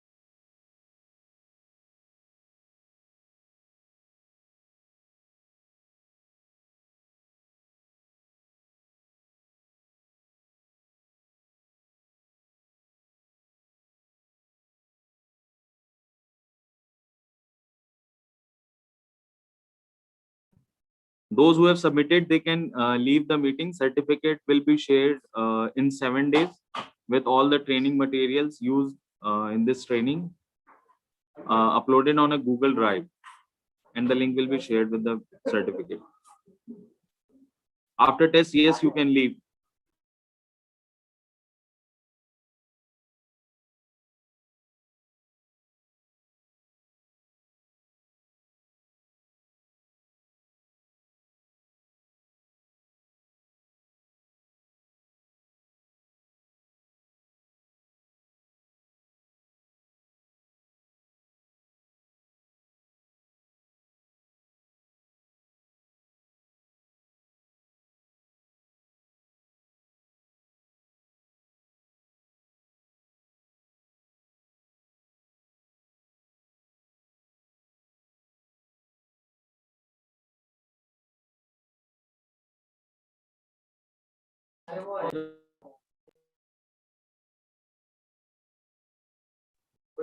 The post test link will be closed in 4 minutes.